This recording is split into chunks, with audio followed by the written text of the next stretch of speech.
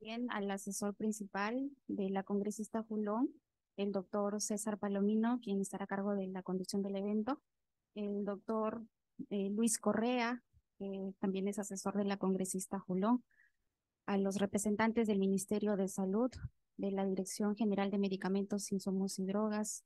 Se encuentra con nosotros el doctor Mendocilla y su equipo técnico del Colegio Médico, la doctora Marta Villar. No alcanzo a ver todos los letreros. También tenemos representantes de la Universidad Peruana Cayetano Heredia, el doctor Pedro Wong, de la Federación, la Asociación de Canábicas, Planta Madre, el doctor Leonardo Latínez, y del Instituto Nacional de Salud, también los representantes, ya luego se van a ir presentando con más detalle. Las disculpas del caso que no alcancé a ver los letreros y bueno, recién nos estamos conociendo también. Me parece que esta reunión va a ser muy provechosa. Las conclusiones van a ser derivadas al canal que corresponde para poder buscar soluciones de ser el caso. Sin más preámbulos, dejo en la conducción del evento al doctor César Palomino y bienvenidos nuevamente a esta su casa, el Colegio Químico Farmacéutico del Perú. Estamos atentos a todas sus intervenciones. Muchas gracias y buena mañana. Muchas gracias, señora decana. Primero, transmitirle el saludo de la congresista Edith Julón, presidenta de la Comisión de Salud y Población del Congreso de la República. Agradecerle por este importante marco para poder recoger las diversas opiniones de las instituciones que están el día de hoy aquí presentes y que den testimonio, opinión, ideas para poder alcanzarlas al Ejecutivo en relación a un tema que obviamente involucra también a la Comisión de Salud muy en especial, porque se trata efectivamente pues de la atención de pacientes que tienen una serie de patologías que ameritan ser abordadas y tratadas, ¿no? Entonces, la idea del día de hoy, como ya se les había enviado en los oficios correspondientes, es hacer una revisión del reglamento de la ley del uso medicinal del cannabis. Seguramente ya la mayoría de ustedes ha tenido oportunidad de revisarlo con extensión y vertir sus opiniones como institución, ¿no? Vamos a más bien pedirle apoyo técnico para que alguien pueda ayudarnos con el tipeo de las diferentes intervenciones, conclusiones, ¿no? A las que se aborden al final de la mesa. Vamos a empezar en todo caso presentándonos. Bueno, nosotros somos el equipo técnico de la Comisión de Salud, ¿no? Tengo con el doctor Luis Correa, mi nombre es el doctor César Palomino, somos asesores de la Comisión de Salud. Empezamos, ¿les parece por la izquierda? Si pudieran presentarse, por favor.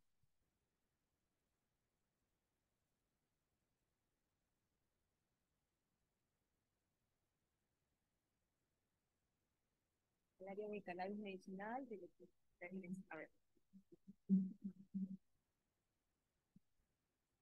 A ver, ante todo, buenos días. Mi nombre es Gisela Vargas Correa, pertenezco a la Dirección General de Medicamentos, Insumos y Drogas, a la Dirección de Productos Controlados. Buenos días con todos ustedes. Bueno, yo soy la doctora Judy Castañeda, químico farmacéutico. De, Pertenezco al equipo técnico de productos controlados de la Dirección de Productos Farmacéuticos de la DGMI. Buenos días a todos. Mi nombre es Moisés Mendocilla Risco, director ejecutivo de productos farmacéuticos de la DGMI. Buenos días, yo soy el doctor Juan Locke Arrunategui. Venimos en representación del Colegio Médico, Comité de Medicina Tradicional, Alternativa y Complementaria. Y bueno, estamos acá para aportar los conocimientos que tenemos acerca de esta planta que venimos trabajando hace ya muchos años. Muchas gracias. Muy buenos días con todos. Mi nombre es Marta Villar. Soy la presidenta del Comité de Medicina Tradicional y Complementaria y estoy viniendo en representación del Colegio Médico. Gracias. Muy buenos días, mucho gusto poder estar acá. Yo soy Mario Ríos, soy docente de la Universidad Peruana Cayetano Heredia y también pertenezco a la Federación Nacional de Cannabis Medicinal. Buenos días con todos. Yo soy Jorge Alcántara, director de la Subdirección de Regulación de la Innovación Agraria del INIAM, que tiene como facultad de emitir la licencia de investigación científica agraria en materia de cannabis. Buenos días con todos. Mi nombre es Leslie Soto, yo soy médico y vengo a representación del Colegio Médico como presidente del Comité de Educación Médica Continua y del Comité Nacional Ejecutivo. Buenos días con todos. Mi nombre es Cristina Cabrera Gingrados. Vengo de SENASA, de la Subdirección de Semillas y Viveros. Buenos días con todos. Yo soy Inés Quispe-Luján. Vengo en representación también del SENASA, del área de cuarentena vegetal. Buenos días. Mi nombre es Gladys Mónico Rosales. Vengo del Centro Nacional de Control de Calidad del Instituto Nacional de Salud.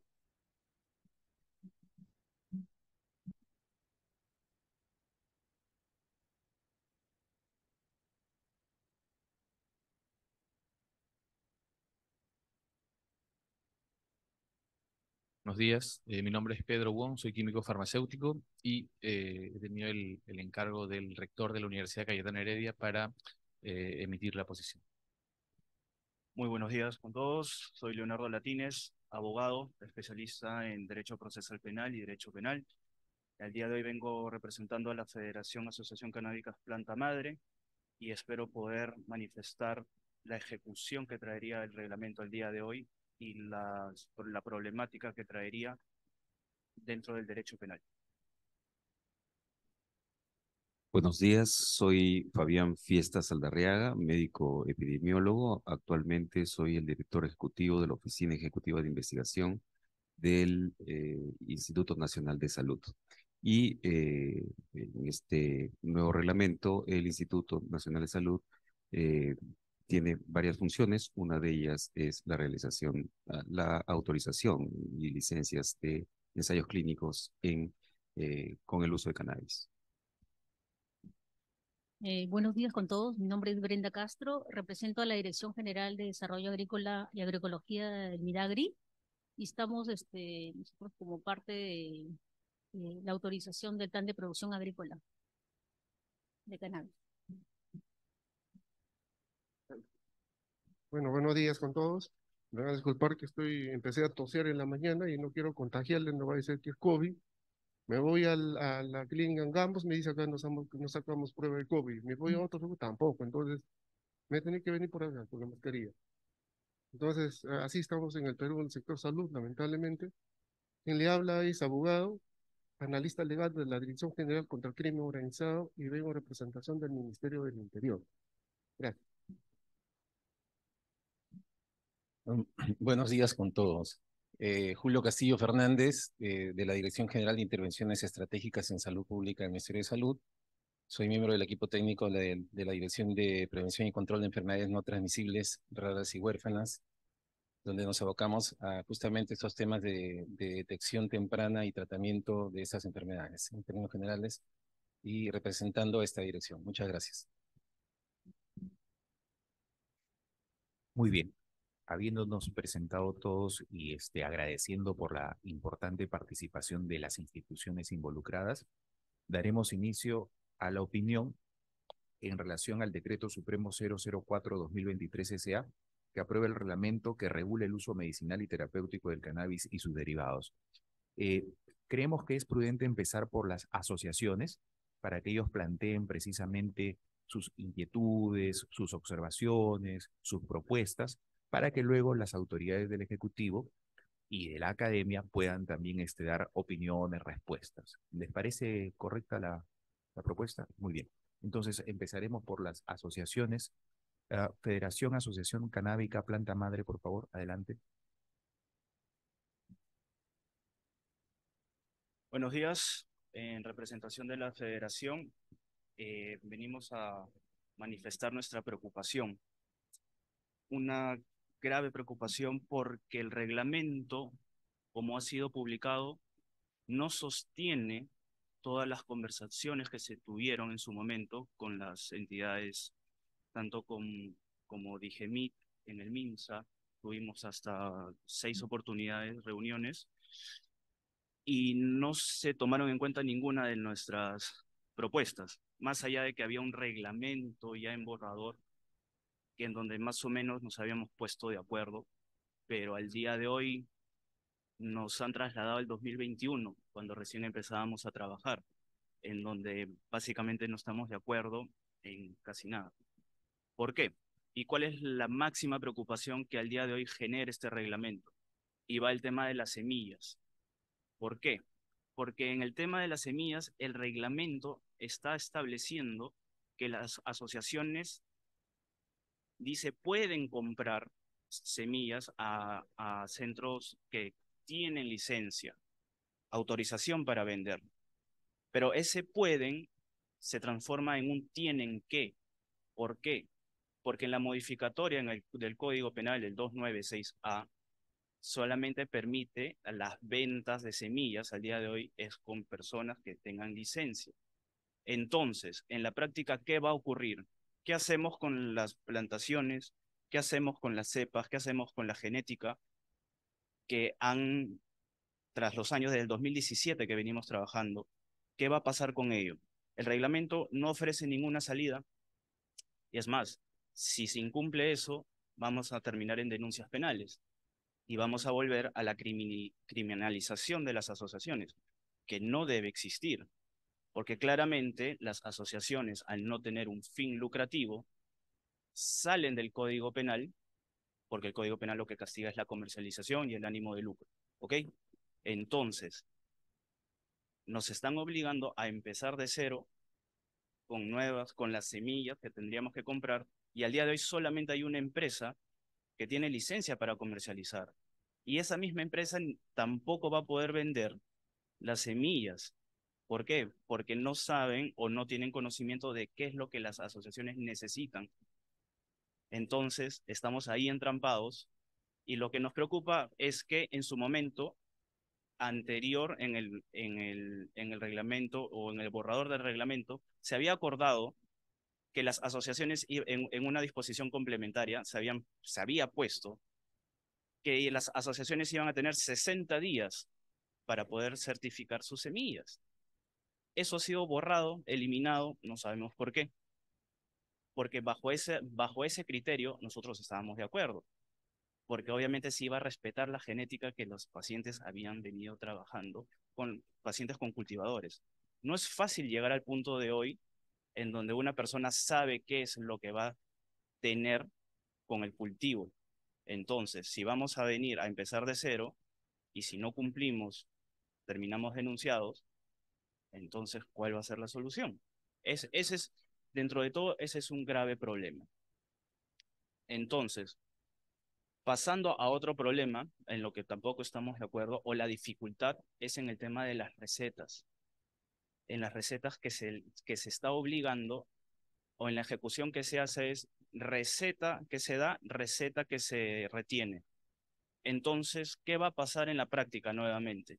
Un paciente que está en una asociación, ¿cada cuánto va a tener que, si solamente le sirve para una vez, va a seguir este vicio de gasto económico que la mayoría de pacientes no tiene? Y cada consulta, el mercado es muy variado, puede estar 100 soles, 50 soles, hay algunos que se dan hasta 300 soles. Entonces, cada vez que se necesite la medicina, va a tener que pasar consulta porque necesariamente se está reteniendo. Y han puesto como requisito obligatorio tener, para poder adquirir receta médica. Entonces, ahí se genera un problema. ¿Ok? Lo que también preocupa dentro de todo es que se está obligando a las asociaciones a tener licencia de funcionamiento. ¿Con qué criterio se está pidiendo que las asociaciones tengan licencia de funcionamiento si es que las asociaciones no comercializan? ¿Cuál es la necesidad de querer fiscalizar a asociaciones que lo único que buscan es salir de la informalidad, vamos a llamarlos así, y tratar de ahora decirles, no, primero te vas a ir a la municipalidad y un requisito previo va a ser licencia de funcionamiento? No coincide con la realidad. Es más, no hay una diferenciación al día de hoy, porque no se ve en el reglamento, entre lo que serían protocolos de seguridad para centros que van a comercializar y asociaciones. No existe ninguna diferenciación. Es por eso que dentro de todo hemos tenido un acercamiento con el Ministerio del Interior también para mostrar esa preocupación, porque, bueno, al día de hoy tampoco sabemos cómo se va a ejecutar ese plan. Entonces, nuevamente, las asociaciones tienen temor en que ocurra, lamentablemente, más trabas que puedan establecer, lamentablemente, o que terminen con intervenciones policiales, y esas intervenciones policiales terminan en detenciones, esas detenciones terminan en prisiones preventivas, y las prisiones preventivas van a terminar en una futura sentencia. Esto genera también de que en el reglamento están quitando a las personas que puedan acceder a licencia a personas que tienen antecedentes penales. Y esto se debe cambiar. ¿Por qué? Lamentablemente, la criminalización del usuario canábico es reincidente en el país. Sabemos que el cannabis es un tema complicado, es un tema que a veces la gente no quiere escuchar porque genera molestia. Se piensa que se quiere abrir el mundo, a que todo el mundo quiera drogarse y que nosotros estamos buscando eso. Y lamentablemente hemos escuchado eso en reuniones. Entonces, si estamos aceptando que el cannabis es una puerta para dar medicina, para dar calidad de vida, y personas como cultivadores que han trabajado en asociaciones, que ellos han sido los pioneros y han empezado con ellos, lamentablemente han sido víctimas de detenciones y de procesos. Y les estás cortando las alas para poder acceder a lo que ahora supuestamente se volvió legal, aunque siempre fue legal, lamentablemente, porque opinión mía, y siempre lo he dicho, no era necesario tanto una ley, porque las asociaciones se rigen bajo el Código Civil. Entonces, ¿cómo vamos a cortar alas a las personas que han estado desde el inicio y lamentablemente por un error jurídico, por una laguna jurídica, al día de hoy no van a poder acceder y no van a poder ayudar? Entonces, eso también se debe tener cuidado. Eso para nosotros debe ser eliminado. Es más, yo tengo personas que he podido defender en los procesos, pero les han generado un antecedente y ahora están preocupados. Dice, ¿puedo cultivar? ¿No puedo cultivar? Y si quiero sacar licencia me van a rechazar, y esa criminalización es totalmente excesiva. Nuevamente, otra problemática que encontramos es sobre el control de calidad. El control de calidad que en realidad las asociaciones no saben al día de hoy hacia dónde ir sobre cómo va a ser su control de calidad. No nos muestran ni siquiera alguna salida al día de hoy, porque el control de calidad para las empresas que pueden importar o comercializar les basta su certificado del extranjero. Entonces le estás trasladando la responsabilidad a las asociaciones a dónde ir y los costos que pueden generar. Por eso tampoco nos brindan una salida para eso. Y no se ha observado bajo ningún criterio, y eso también preocupa.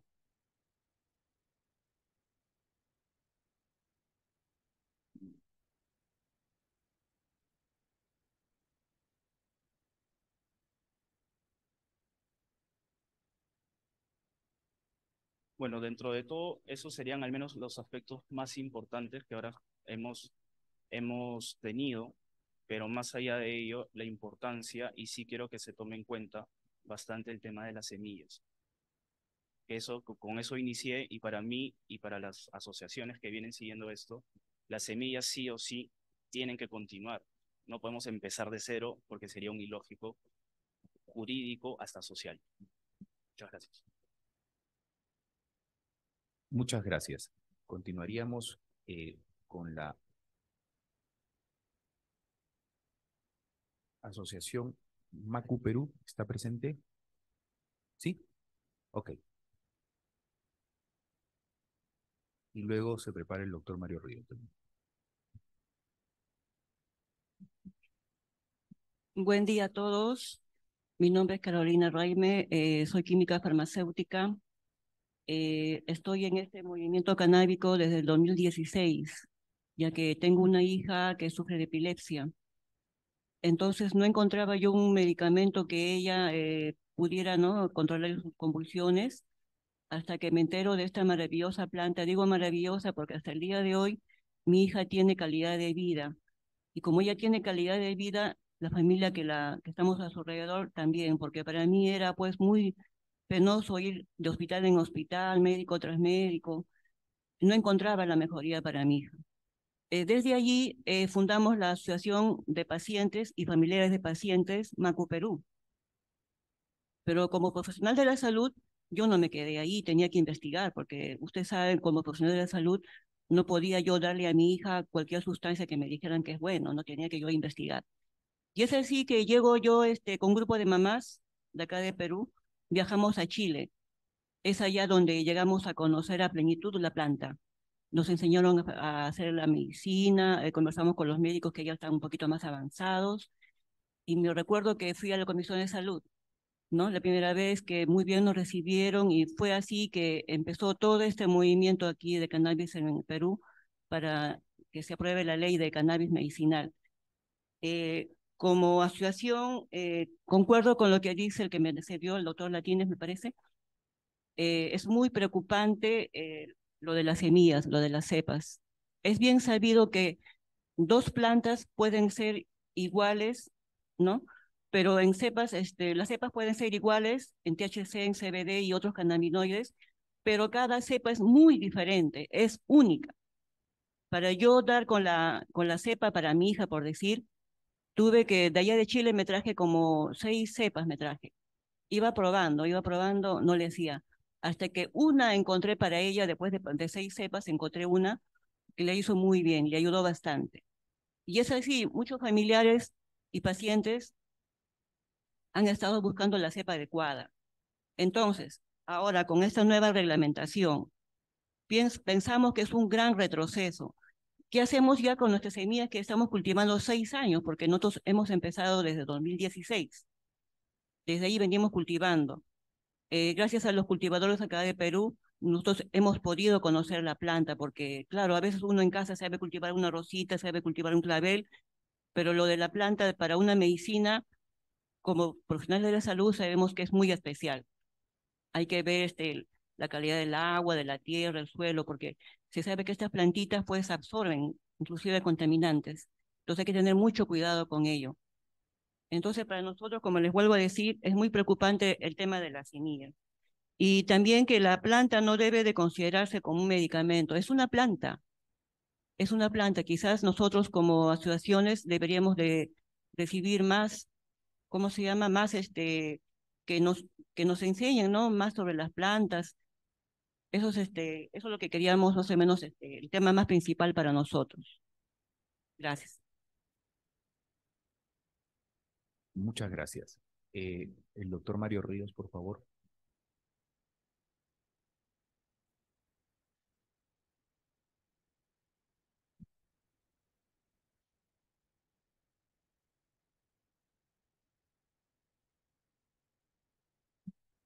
Bueno, muy buenos días nuevamente. Un gusto poder compartir esta reunión y algunas cosas que nos parecen importantes. Primero, ¿qué queríamos con las leyes y todo este proceso? Queríamos proteger los derechos de los pacientes, queríamos garantizar el acceso al producto, en este caso al producto que venían usando los pacientes, y el objeto era garantizarles el derecho a la salud. Y por lo tanto, la responsabilidad principal sobre el derecho a la salud es una responsabilidad pública, estatal, es una responsabilidad que tiene que ser garantizada principalmente por el Estado. Y el Estado tiene que hacer todos los mecanismos que permitan que efectivamente se garantice que las personas que decidieron consumir cannabis para sus terapias, estas personas tengan el acceso a esos tratamientos. Esa es la función del Estado. Entonces, por lo tanto, el Estado no se puede poner, y esa es nuestra preocupación como Federación de Cannabis Medicinal, el Estado no se puede poner detrás del escritorio y decir, bueno, te doy una serie de procedimientos, de reglas y procesos que tengas que desarrollar, y si los cumples y calificas, y yo te califico, y si calificas, bien, accedes, si no calificas, quédate afuera. Y la responsabilidad es enteramente tuya. O sea, le está trasladando todo el problema a las asociaciones, a los pacientes, en lugar del Estado ponerse proactivo en buscar cómo mejorar las condiciones de vida de las personas de la condición de salud. O sea, no tenemos un Estado proactivo, sino tenemos un Estado inquisidor, que pone un conjunto de reglas y procedimientos, algunas imposibles de realizar. Por ejemplo, le pide a las asociaciones que estén registradas en registro público. ¿Saben cuánto cuesta registrarse? 1.500, 2.000 soles, 1.000 soles. Y eso estamos hablando de personas, ¿acaso estamos hablando de personas de clases medias, clases altas? Estamos pensando que incluso tendrían el derecho a acceder y no tener que pagar esos registros, o sea, incrementar el gasto de bolsillo de las personas. O sea, ese es un elemento, están incrementando el gasto de bolsillo de la gente, están haciendo lo más difícil de la vida, en lugar de facilitar los mecanismos. Ya bastante problema tienen con muchos con enfermedades raras, problemas neurológicos, ya bastante problema tienen con su padecimiento y le estamos agregando más padecimientos de carácter administrativo burocrático.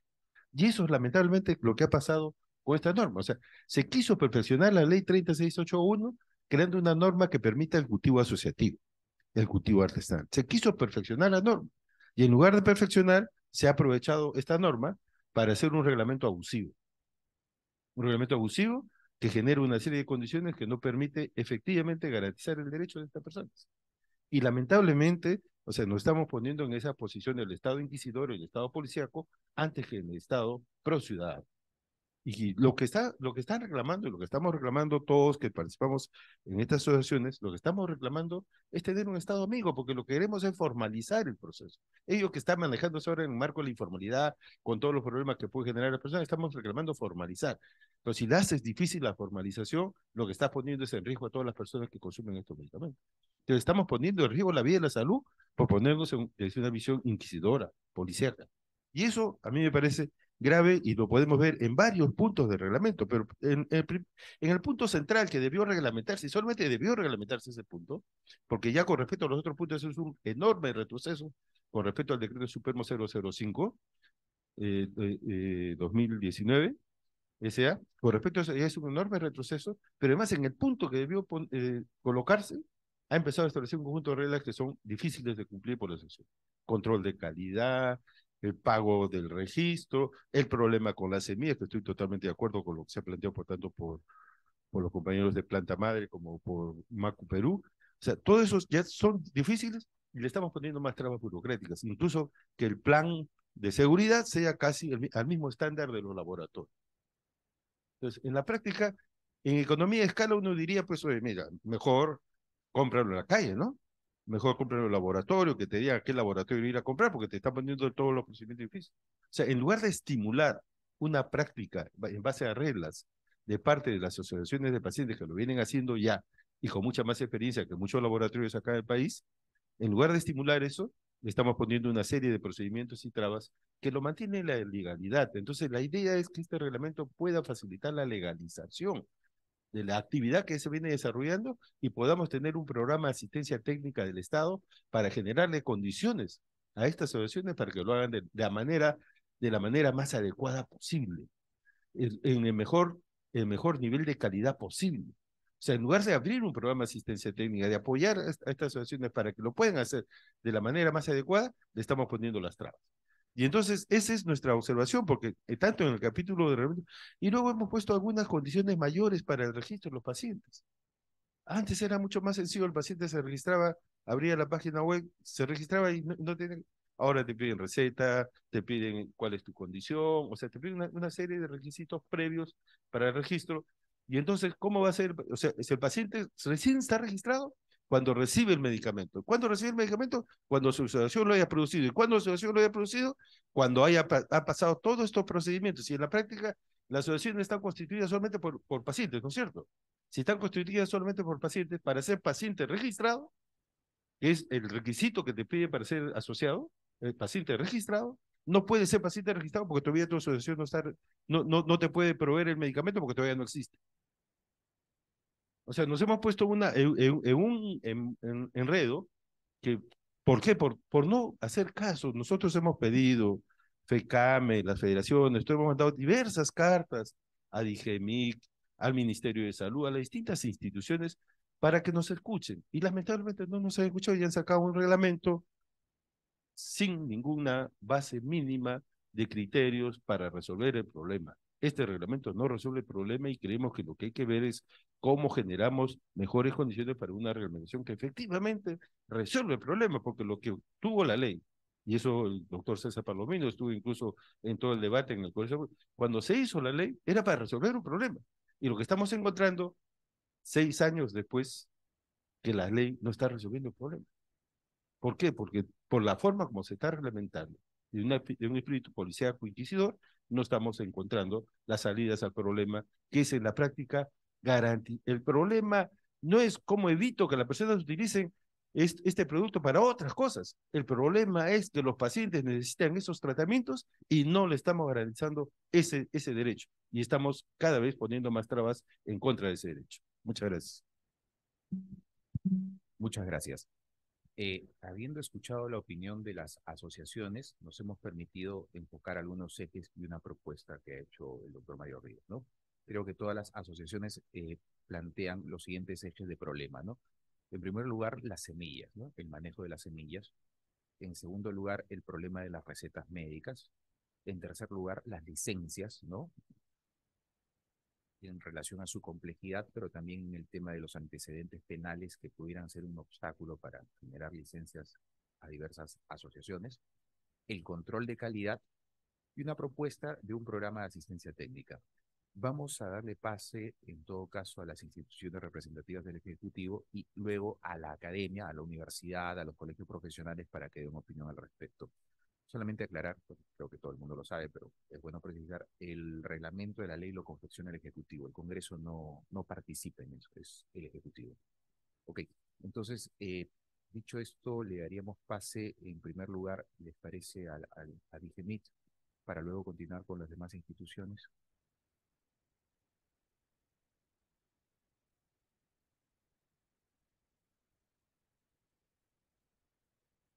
Mientras llega el doctor, de repente, ¿han firmado ya todos la asistencia? ¿Sí? ¿Correcto? ¿No? Por favor, para que terminen la asistencia de firmar.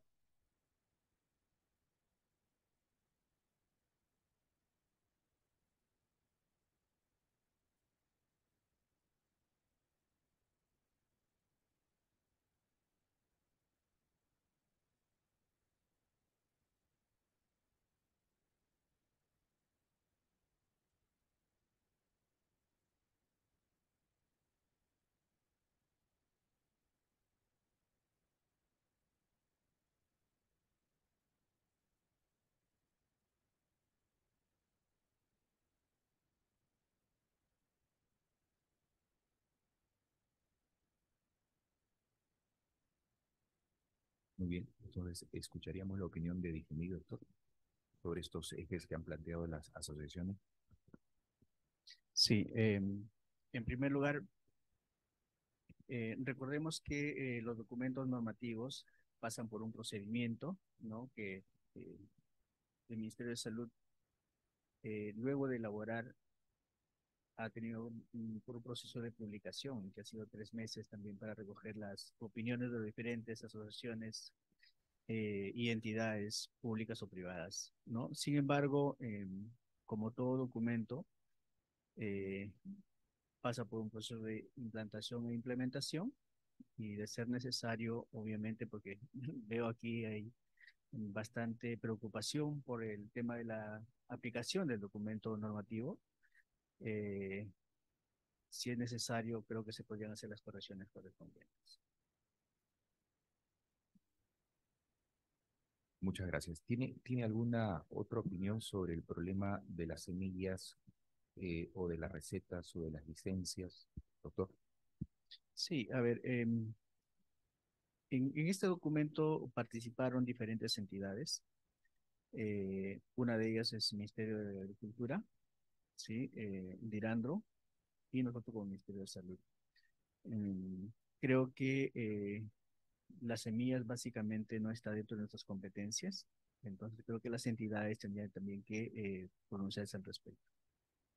Con respecto al tema de la asociación de pacientes, bueno, nosotros tenemos ya los registros de pacientes y la formalidad creo que ha sido también una posición de otras entidades, ¿no? Para efecto de tener un control de las asociaciones, porque la comercialización o el cultivo alternativo. Y yo preguntaba justamente con los equipos técnicos que me están acompañando, por ejemplo, ¿cómo es posible registrar si el paciente está asociado con una, dos o tres personas, o son muchos más, y de tal manera que podamos atenderlas como individualmente o como asociaciones para poder atenderlas a los pacientes, ¿no? Entonces, algunos inclusive decían que tenían sus cultivos en sus casas, ¿no? Y otros, obviamente, ya con un fin más de atender a mayor parte de población, están haciendo también algunos cultivos pequeños. Entonces, de ahí aparentemente nace la idea de tener un registro de asociaciones también para poder hacer el control básicamente. Muchas gracias, doctor. El colega representante del Ministerio de Salud, por favor.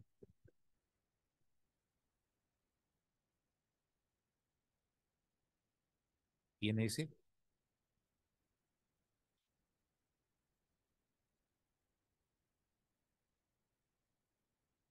INS, sí. Sí, sí, acá está el doctor. Sí, siendo que la competencia de la institución a quien represento, que es la Oficina Ejecutiva de Investigación, está abocada a lo que es la licencia para ensayos clínicos. Me voy a referir a ello específicamente. En esta parte de lo que es el reglamento, es importante resaltar que la investigación clínica es de muy alta relevancia justamente para identificar en qué condiciones de salud el uso medicinal de cannabis tiene un beneficio. El cannabis es una sustancia que todos conocemos que tiene, digamos, algunos efectos en la salud que no son deseables, ¿no? Todos nosotros conocemos de ello. Sin embargo, se ha postulado que para algunas condiciones de salud muy específicas puede ser de beneficio. La única manera de poder identificar en qué condiciones es de beneficio es a través de la investigación clínica. La investigación clínica naturalmente pasa por una serie de fases.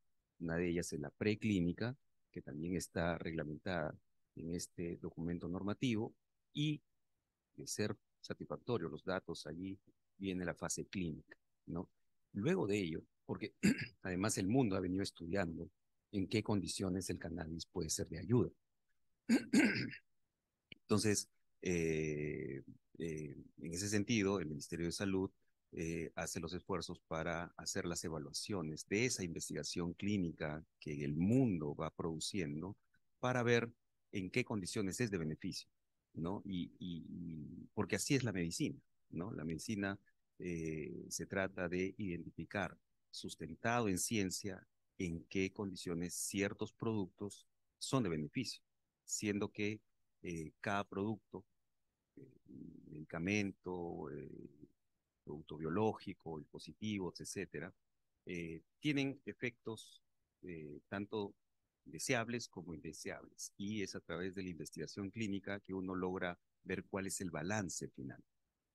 Hay un trabajo muy importante que se debe hacer, es identificar en qué condiciones clínicas el cannabis es de beneficio. Porque de todas las intervenciones que he escuchado, hay una asunción, ¿no?, de que el cannabis es automáticamente beneficioso, ¿no? Pero esa es una aseveración que hay que tomar con cierto cuidado, ¿no? Hay que identificar en qué condiciones específicas el cannabis es beneficioso. Puede ser una, pueden ser dos, pueden ser tres, ¿no? Que la ciencia va reconociendo que realmente es de beneficio, ¿no? Entonces, en ese sentido, el INS tiene esta responsabilidad de poder promover y regular lo que es la investigación clínica con el uso de esta sustancia. Muchas gracias, doctor. Doctor, ¿me permite una pregunta? ¿Se ha identificado de manera precisa, clara, las patologías en las cuales se puede usar esta herramienta terapéutica? Si nos las podría de repente sucintamente describir, por favor, doctor. Hay un documento que sacó el Ministerio de Salud en el 2020, si no, 2019, ¿no? Que es un documento donde se han explorado las evidencias, ¿no? Pero va a ser necesario actualizar ese documento, ¿no? Es muy importante, existe la Red Nacional de Evaluación de Tecnologías Sanitarias que, digamos, tiene entre sus funciones el valorar todo el conocimiento científico que ha podido surgir en determinada condición para determinadas tecnologías sanitarias. Cuando hablo de tecnologías sanitarias estoy hablando de cualquier medicamento, dispositivo, arreglo del conocimiento para producir un instrumento que ayuda a las personas, ¿no? Con fines terapéuticos, de diagnóstico, de prevención o paliativos. Entonces, esta red nacional de la cual es partícipe el DIGEMIT, el Instituto Nacional de Salud y el Instituto de Evaluación de Tecnologías Sanitarias e Investigación de Salud, son parte de esta red y entre sus funciones estaría ver en qué condiciones el uso de cannabis es de beneficio, ¿no? Y exploran la literatura local como la literatura internacional. Entonces, de esa manera, nosotros podríamos identificar, miren, para esta condición es imprescindible tener acceso, ¿no? Y entonces, en ese sentido, el Estado puede hacer todos los esfuerzos para asegurar que en esas condiciones hay acceso, ¿no? Entonces, podría orientar las acciones a ese punto, ¿no? Entonces, la recomendación sería actualizar esos documentos normativos de evaluación de tecnología sanitaria para identificar en qué condiciones el cannabis es de beneficio. Muchas gracias, doctor. Esa pregunta era bastante relevante. Solamente para terminar. Usualmente los protocolos de tratamiento, de manejo, de identificación de enfermedades que hace el Ministerio de Salud, ¿cuál es la frecuencia relativa con la que estos protocolos se suelen actualizar o revisar? Le comentaba esto porque, bueno, en otras patologías, en otras enfermedades, pues hay alguna periodicidad, pero queríamos saber si han establecido, por ejemplo, que los protocolos se actualicen cada 2 años, de manera anual o quinquenal, si hay alguna norma en relación a esto. No hay una norma, ¿no? Específica para actualizar, digamos, documentos normativos, excepto algunos, como el Petitorio Nacional Único de Medicamentos Esenciales, que por ley se tiene que actualizar cada 2 años. Pero para otros documentos como protocolos, no hay una periodicidad. Sin embargo, ¿no? Dada la importancia y la urgencia de poder identificar, en este caso, para qué condiciones el cannabis puede ser útil y de beneficio, se puede solicitar, ¿no? al Ministerio de Salud y para que pueda actualizar esta evidencia y estos protocolos y en ese sentido poder enfocar las acciones, ¿no? Muchas gracias, doctor. Colega, por favor, sí, al doctor.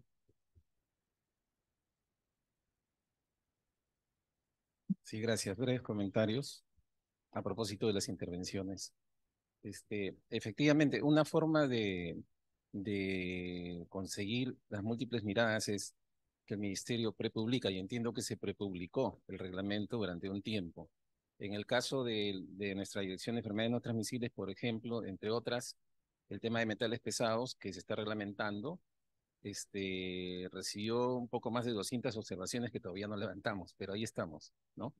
Y bueno, en caso de que cuando se aprueben los reglamentos, también pueden ser modificados, ¿no? Lo importante es identificar aquellos puntos donde se encuentran la necesidad y proceder en lo más pronto. Así es que sí hay, digamos, hay salidas en todo caso. Y quería puntualizar algunas cosas. Ahorita se mencionó el tema de actualización de documentos técnicos normativos. Tenemos el manual de la norma de normas que se ha actualizado no hace mucho. Y en términos generales habla de un tiempo por encima de 2 años. En el caso de raras, por ejemplo, expresamente se habla que la lista de enfermedades raras al 3er año. Este es el año que vamos a actualizar la lista de enfermedades raras, por ejemplo, ¿no? Luego, puntualmente en el tema de registro. No he leído el detalle de cómo está reglamentado, o de todas maneras eso implicaría un procedimiento, etcétera. Pero en el caso de raras, quien registra es el médico tratante, que ha sido autorizado y tiene una clave o tiene digamos que es un directorio acreditado y hay más de 1000 médicos en el Perú que tenemos registrados, que solamente ellos pueden registrar estos casos de pacientes con enfermedades raras, ¿no? Ya, a pesar que son más se calcula a través del informe del GIS, que hay alrededor de 15.000 casos, pero recién estamos en un poco más de 1.100 registros de pacientes, o sea, tenemos una brecha enorme, pero nuestra modalidad, por ejemplo, en el caso de raras es médicos del hospital nivel 3 que tienen certeza del diagnóstico, que está acreditado, y ellos son los únicos que pueden registrar, ¿no? Digamos que corre por cuenta del médico tratante. Y bueno, respecto me puse a revisar el reglamento, que confieso lo he visto recién desde antes de ayer. De 50 artículos, por lo menos un poco más de 20, efectivamente es una densidad importante que tiene que ver con licencias, registros y otros requisitos más. Lo cual yo decía, bueno, es un reglamento y tiene que reglamentarse cada cosa, ¿no? Pero efectivamente, siempre tenemos ese reto en casi todas las normas de poner en centro al paciente, ¿no? Por encima de otros aspectos. Pero tratándose de la complejidad de esta terapia, lo primero que pensé fue, claro, también está lo de defensa viendo el otro tema, ¿no? Y como dice el doctor Ríos, es probable que se haya sesgado un poco por el lado de cautelar que no, su uso no sea, digamos, por otra circunstancia diferente a la que se está planteando en la ley y en el reglamento.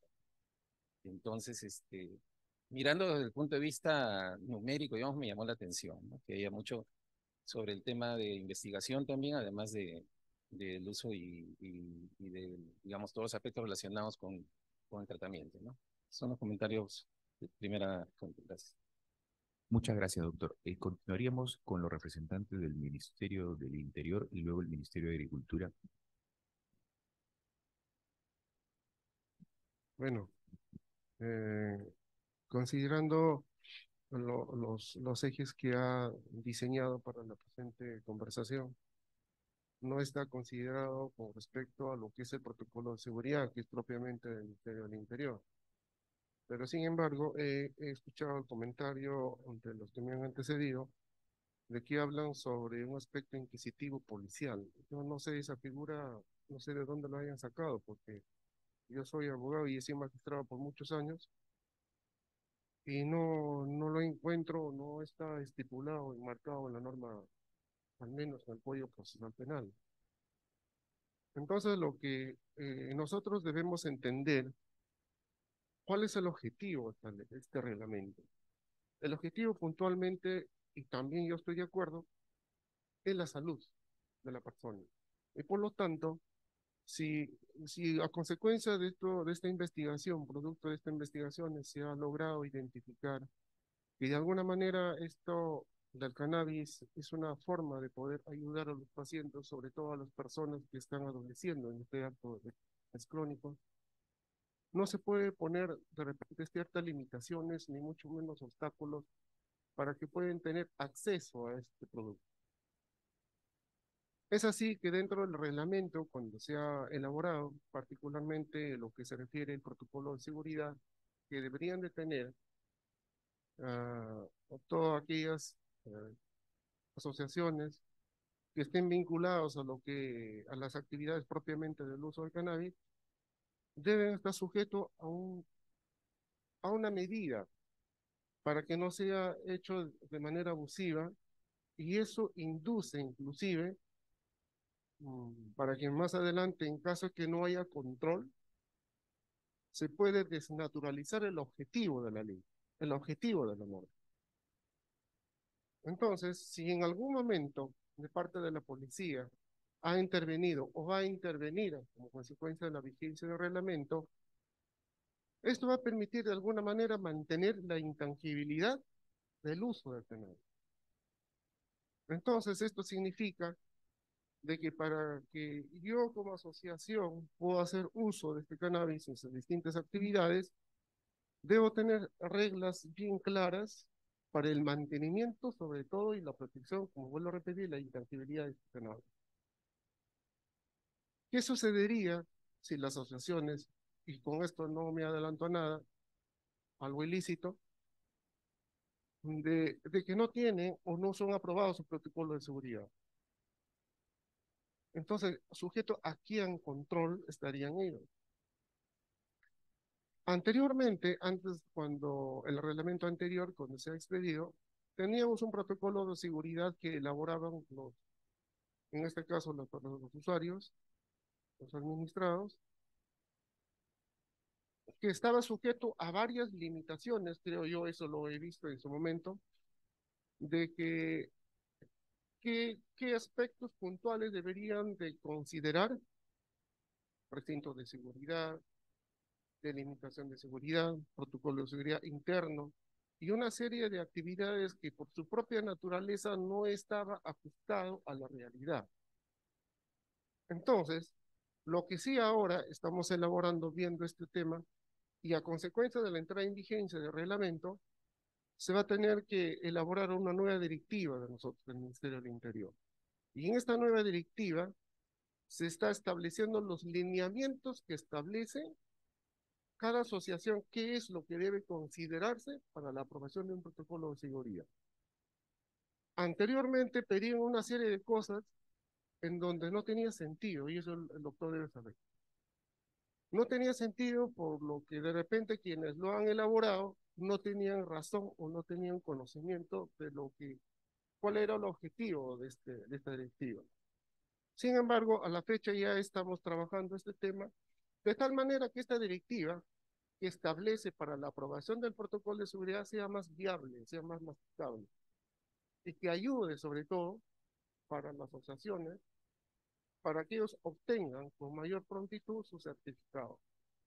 Entonces, de esa parte estamos nosotros también de acuerdo en la viabilidad de cualquier documento que pueda salir a partir de la Dirección Antidrogas del Ministerio del Interior.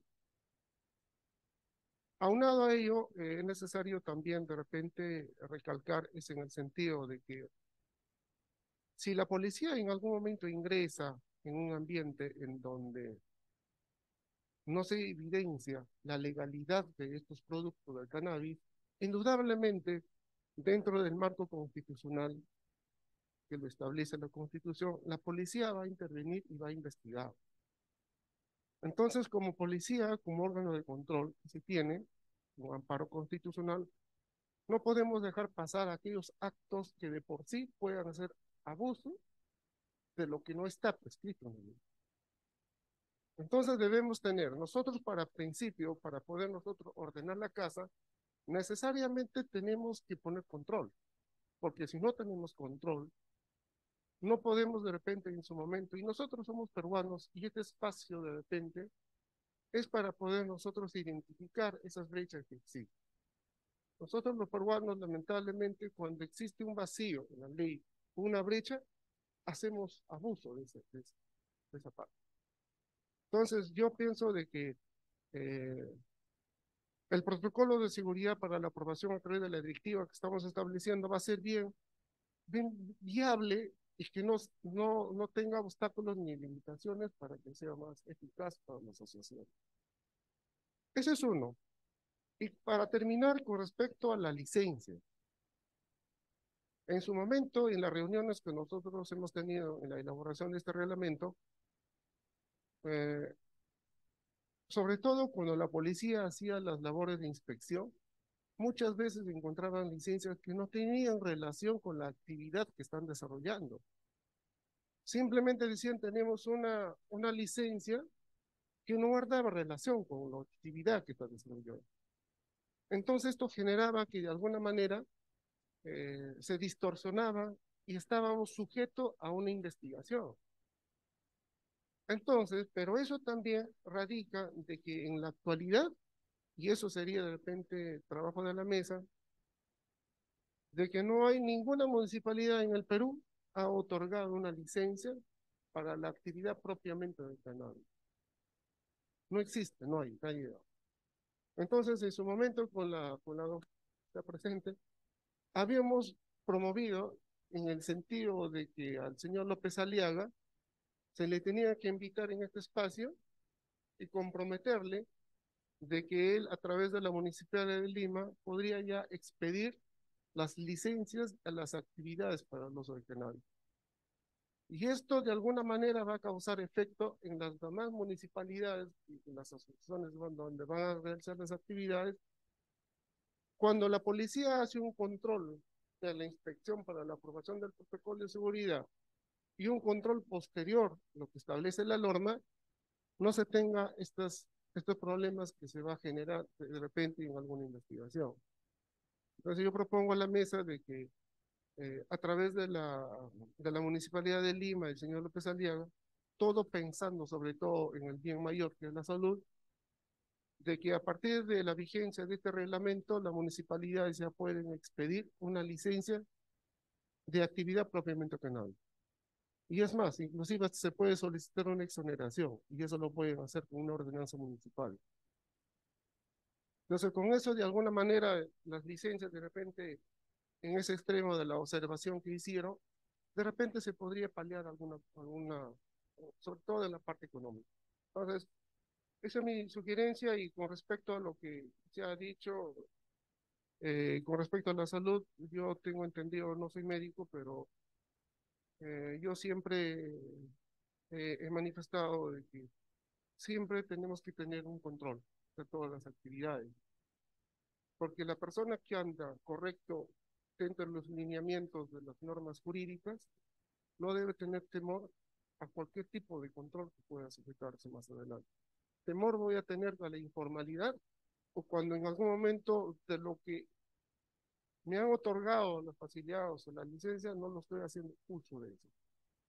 Entonces, en ese sentido, de repente mi participación. Gracias. Muchas gracias. Los representantes del Ministerio de Agricultura, por favor.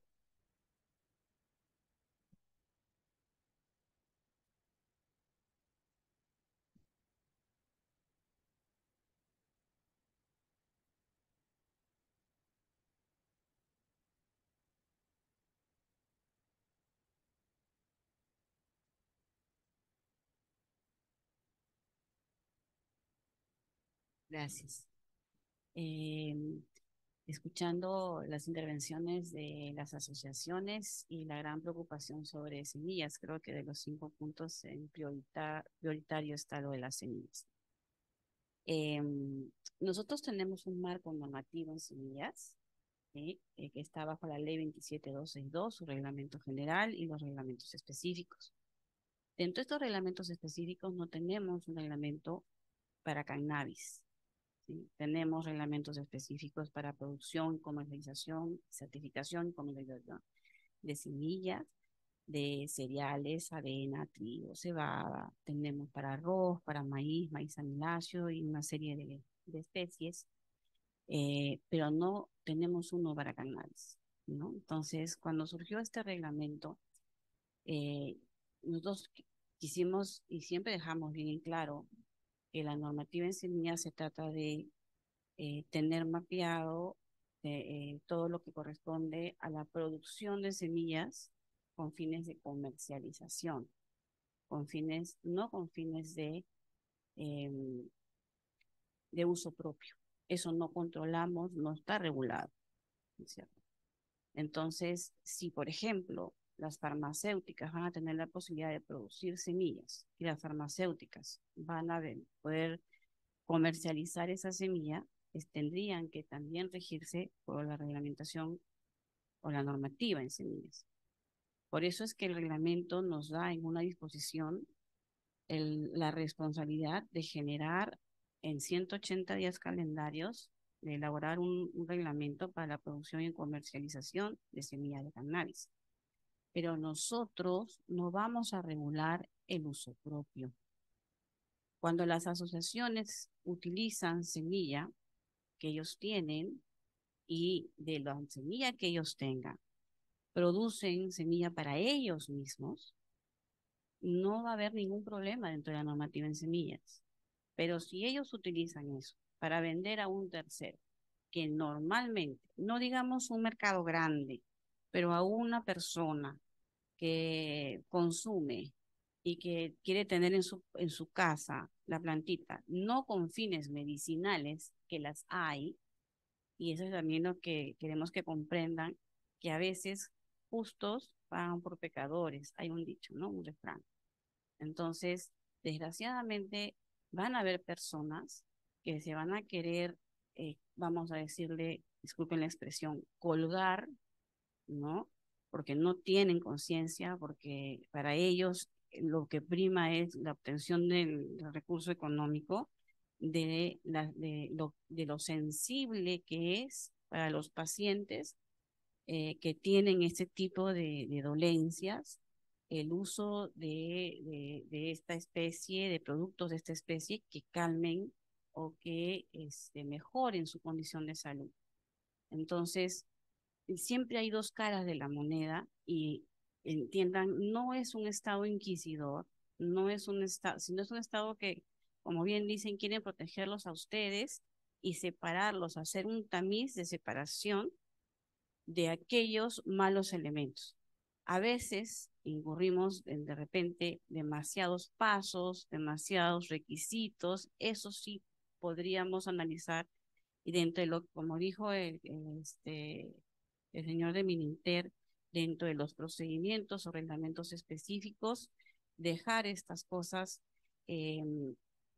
con requisitos mucho más asequibles o consideraciones respecto a lo que es el cannabis.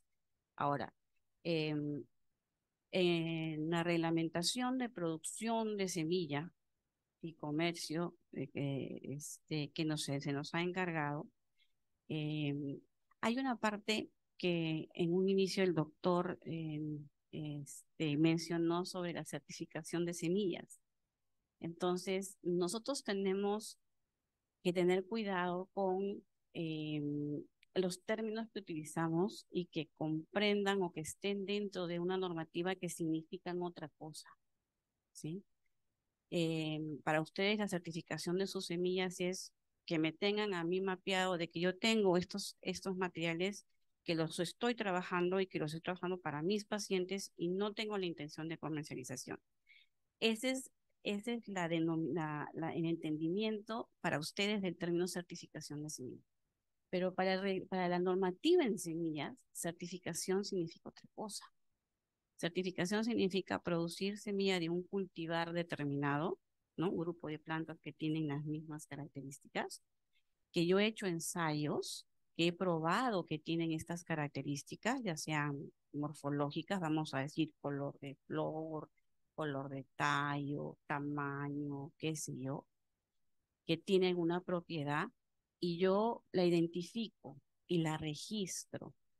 Una vez que tengo este registro, yo voy para producir semilla, hay un proceso para que lo que yo produzca de esta planta realmente me diga que pertenece a esa variedad que tiene esas características.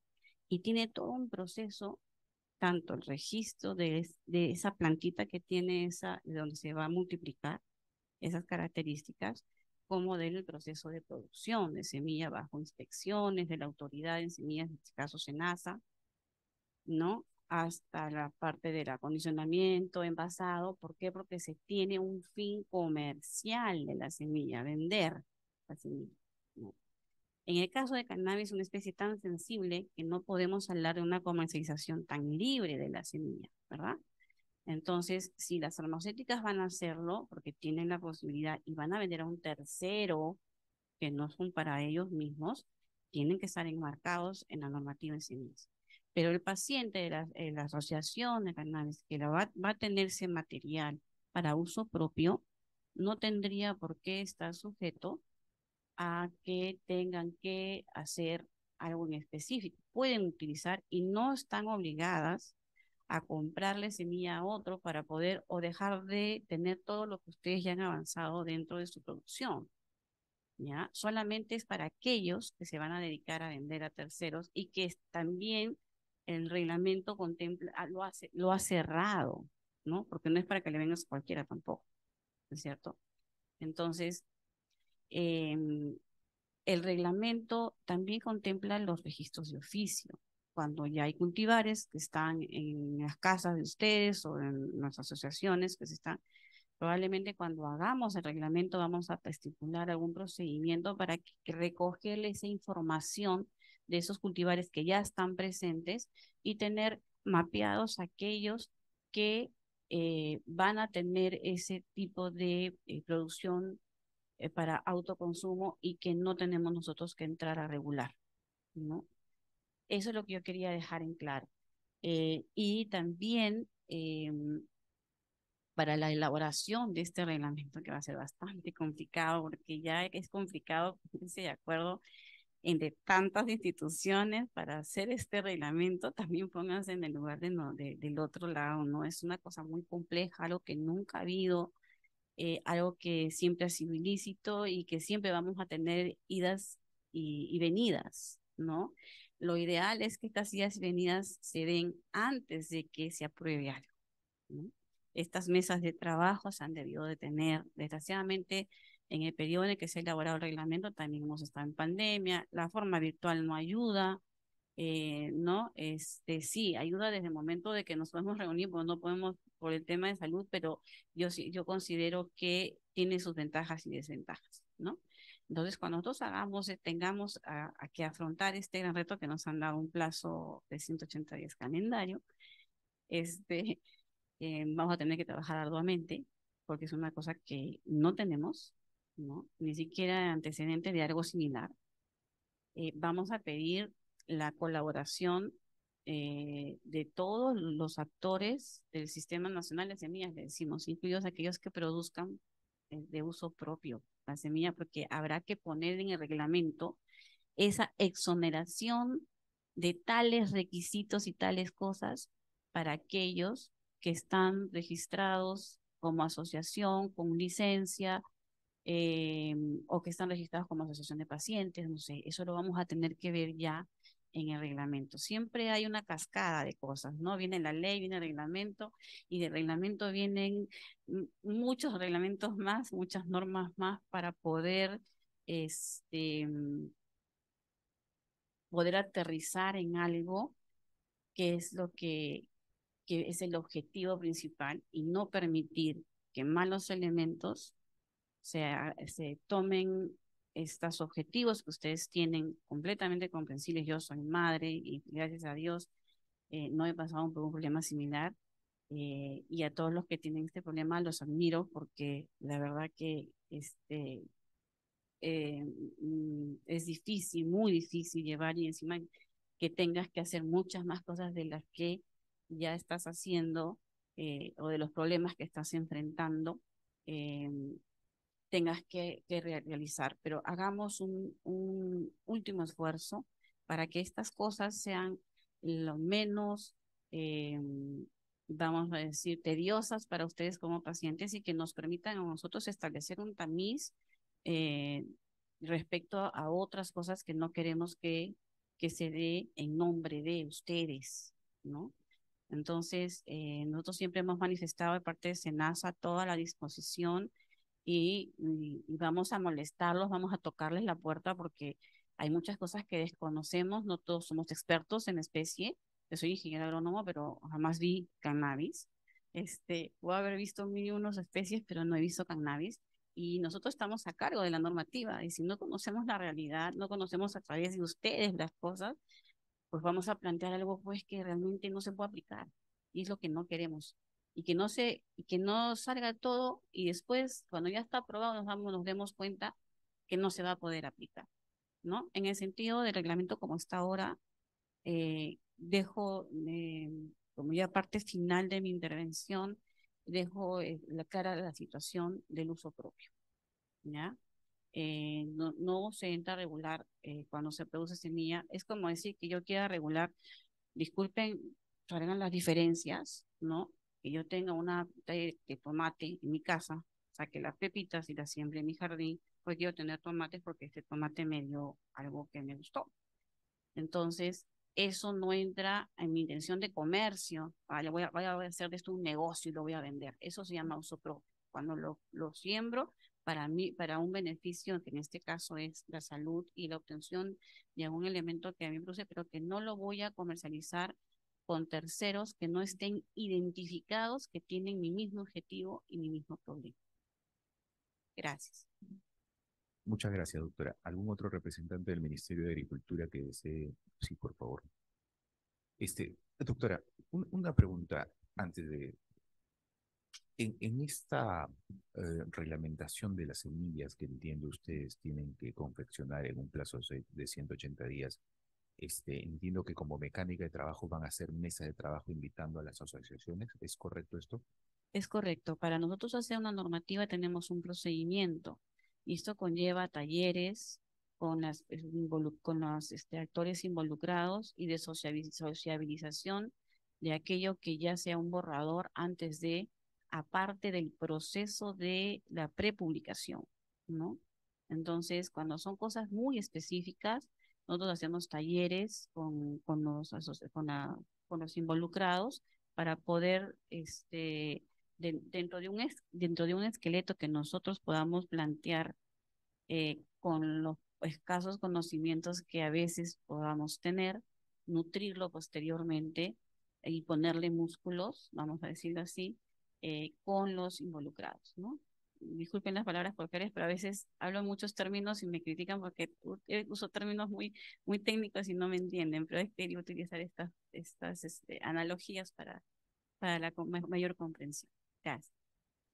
Muchas gracias, doctora. Adelante.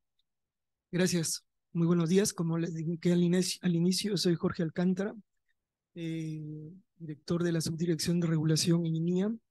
En el año 2019, cuando se emite el Decreto Supremo 05, ya lo dijo Cristina, fue un gran reto para la institución porque se le encargó implementar los procedimientos para la emisión de licencias científicas en materia de cannabis. No conocíamos mucho el cultivo, no teníamos un procedimiento claro de cómo facilitar o flexibilizar este procedimiento que de una u otra manera facilite la emisión de estas licencias, pero aún así logramos dentro de la institución sacar el procedimiento interno que a la fecha está vigente. Dado el nuevo decreto supremo que modifica el anterior y obsoleto, estamos ya estructurando el nuevo escenario de actualizar nuestra directiva interna en función de otorgar licencias que sean flexibles, rápidas, ágiles y amigables con el solicitante. Hemos tenido ya una experiencia hace un año, tenemos una licencia ya expedida para una investigación de adaptabilidad en la región Pisco, pero que aún no está en ejecución. Y con esa experiencia consideramos, y con el nuevo marco modificado, creo que vamos a tener un nuevo escenario de modificación de nuestra directiva para hacerla mucho más expeditiva.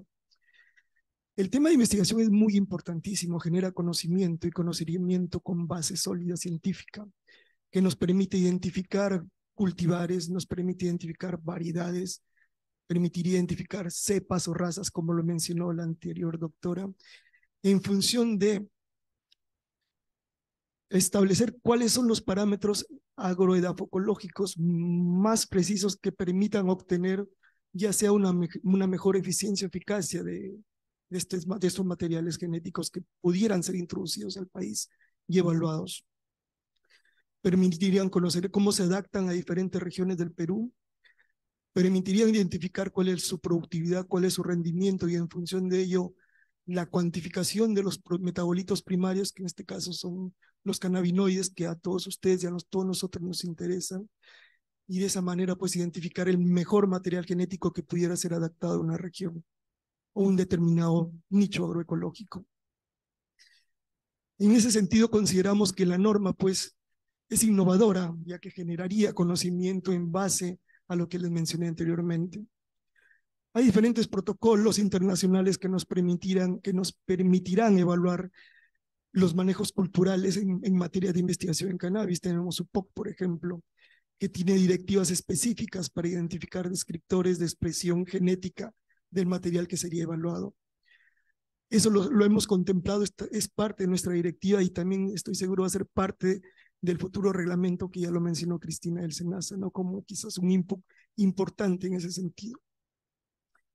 Si bien es cierto, hay algunos temas complicados que escapan dentro del ámbito de INIA, decirles que como institución estamos dispuestos a apoyar en lo que sea necesario para facilitar el acceso, principalmente a los que requieren de este material y sobre todo a los que requieren de generar conocimiento para luego plasmarlo en nuevas variedades cultivares que representen pues eficacias y eficiencias de alto rendimiento para el material genético que pudiera ser liberado y posteriormente comercializado dentro del país. Eso es más que todo informarle, señor asesor, y estamos atentos a cualquier consulta que ustedes requieran. Muchas gracias, doctor. La doctora representante también del Midagri, por favor.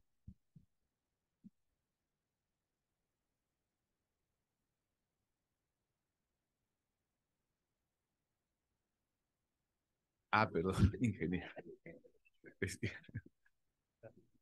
Ah, cierto, cierto. Ingeniera, perdón, ingeniera. No, qué ocurrencia, solo que es a motivo de... Bueno, nosotros como Dirección General de Desarrollo Agrícola y Agroecología,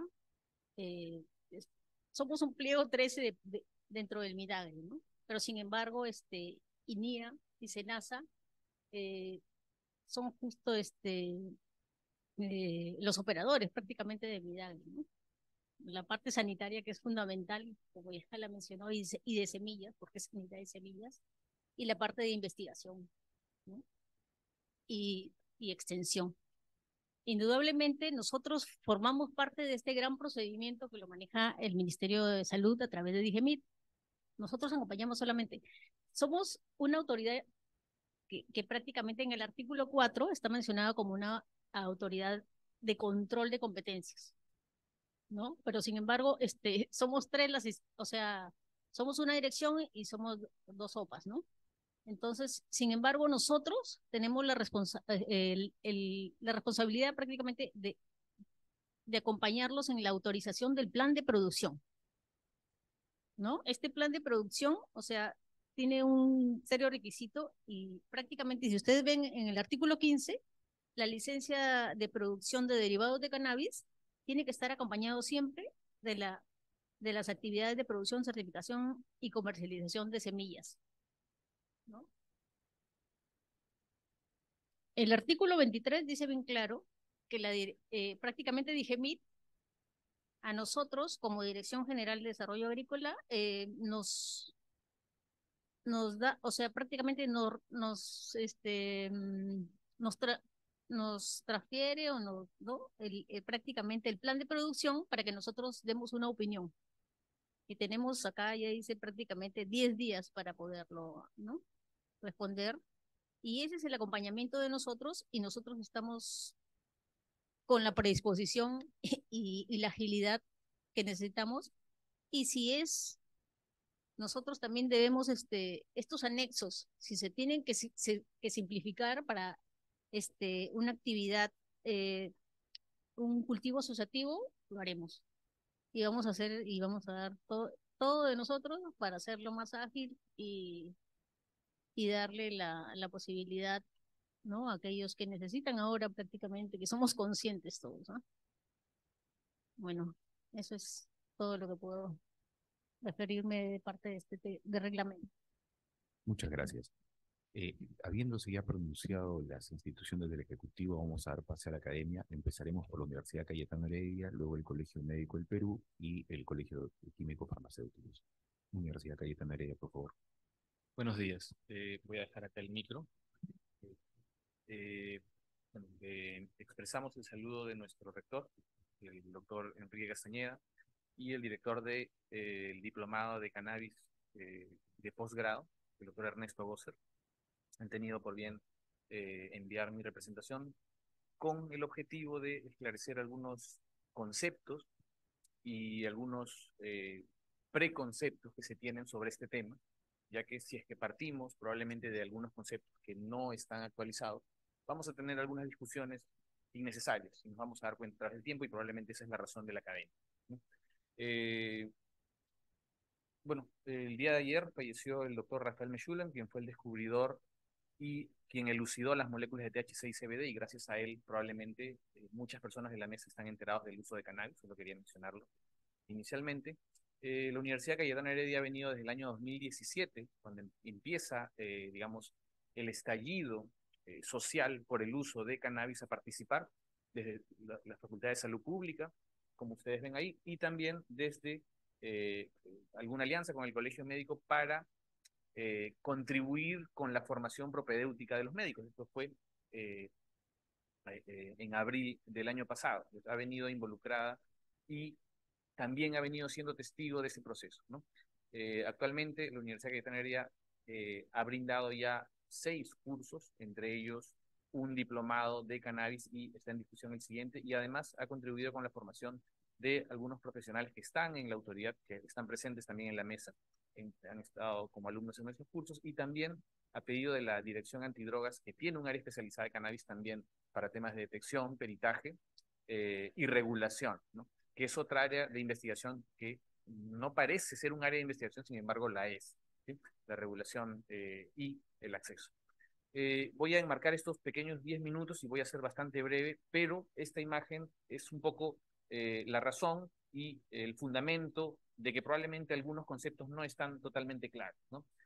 Es un balance, ahí debe haber o debería existir un balance entre la disponibilidad de los medicamentos, el control que se tiene sobre ellos, y en este caso específico de cannabis y otras sustancias se enmarcan o están sobre la Convención Internacional de Fiscalización de Estupefacientes.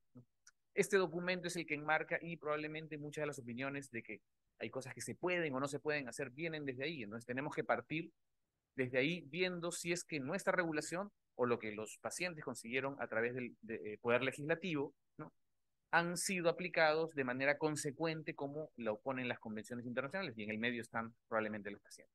Directamente, la Convención Única de Estupefacientes del año 1961 reconoce el uso médico que el uso médico de estupefacientes continuará siendo indispensable para mitigar el dolor y deben adoptarse las medidas necesarias para garantizar su disponibilidad con tal de este fin.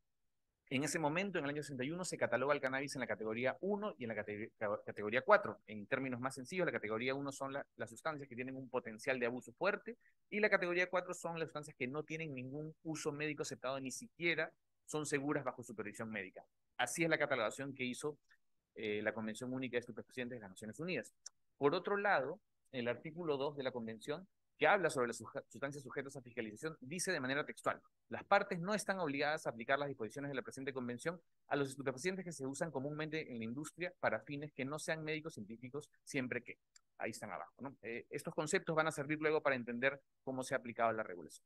El artículo 28 sobre la fiscalización de cannabis específicamente dice en el apartado 2: la presente convención no se aplicará al cultivo de la planta de cannabis destinado exclusivamente a fines industriales, fibra, semilla u hortícolas, que es un concepto bastante interesante de la ingeniera que nos habló del tema de las semillas, ¿no? Los fines hortícolas nunca han estado incluidos en las convenciones.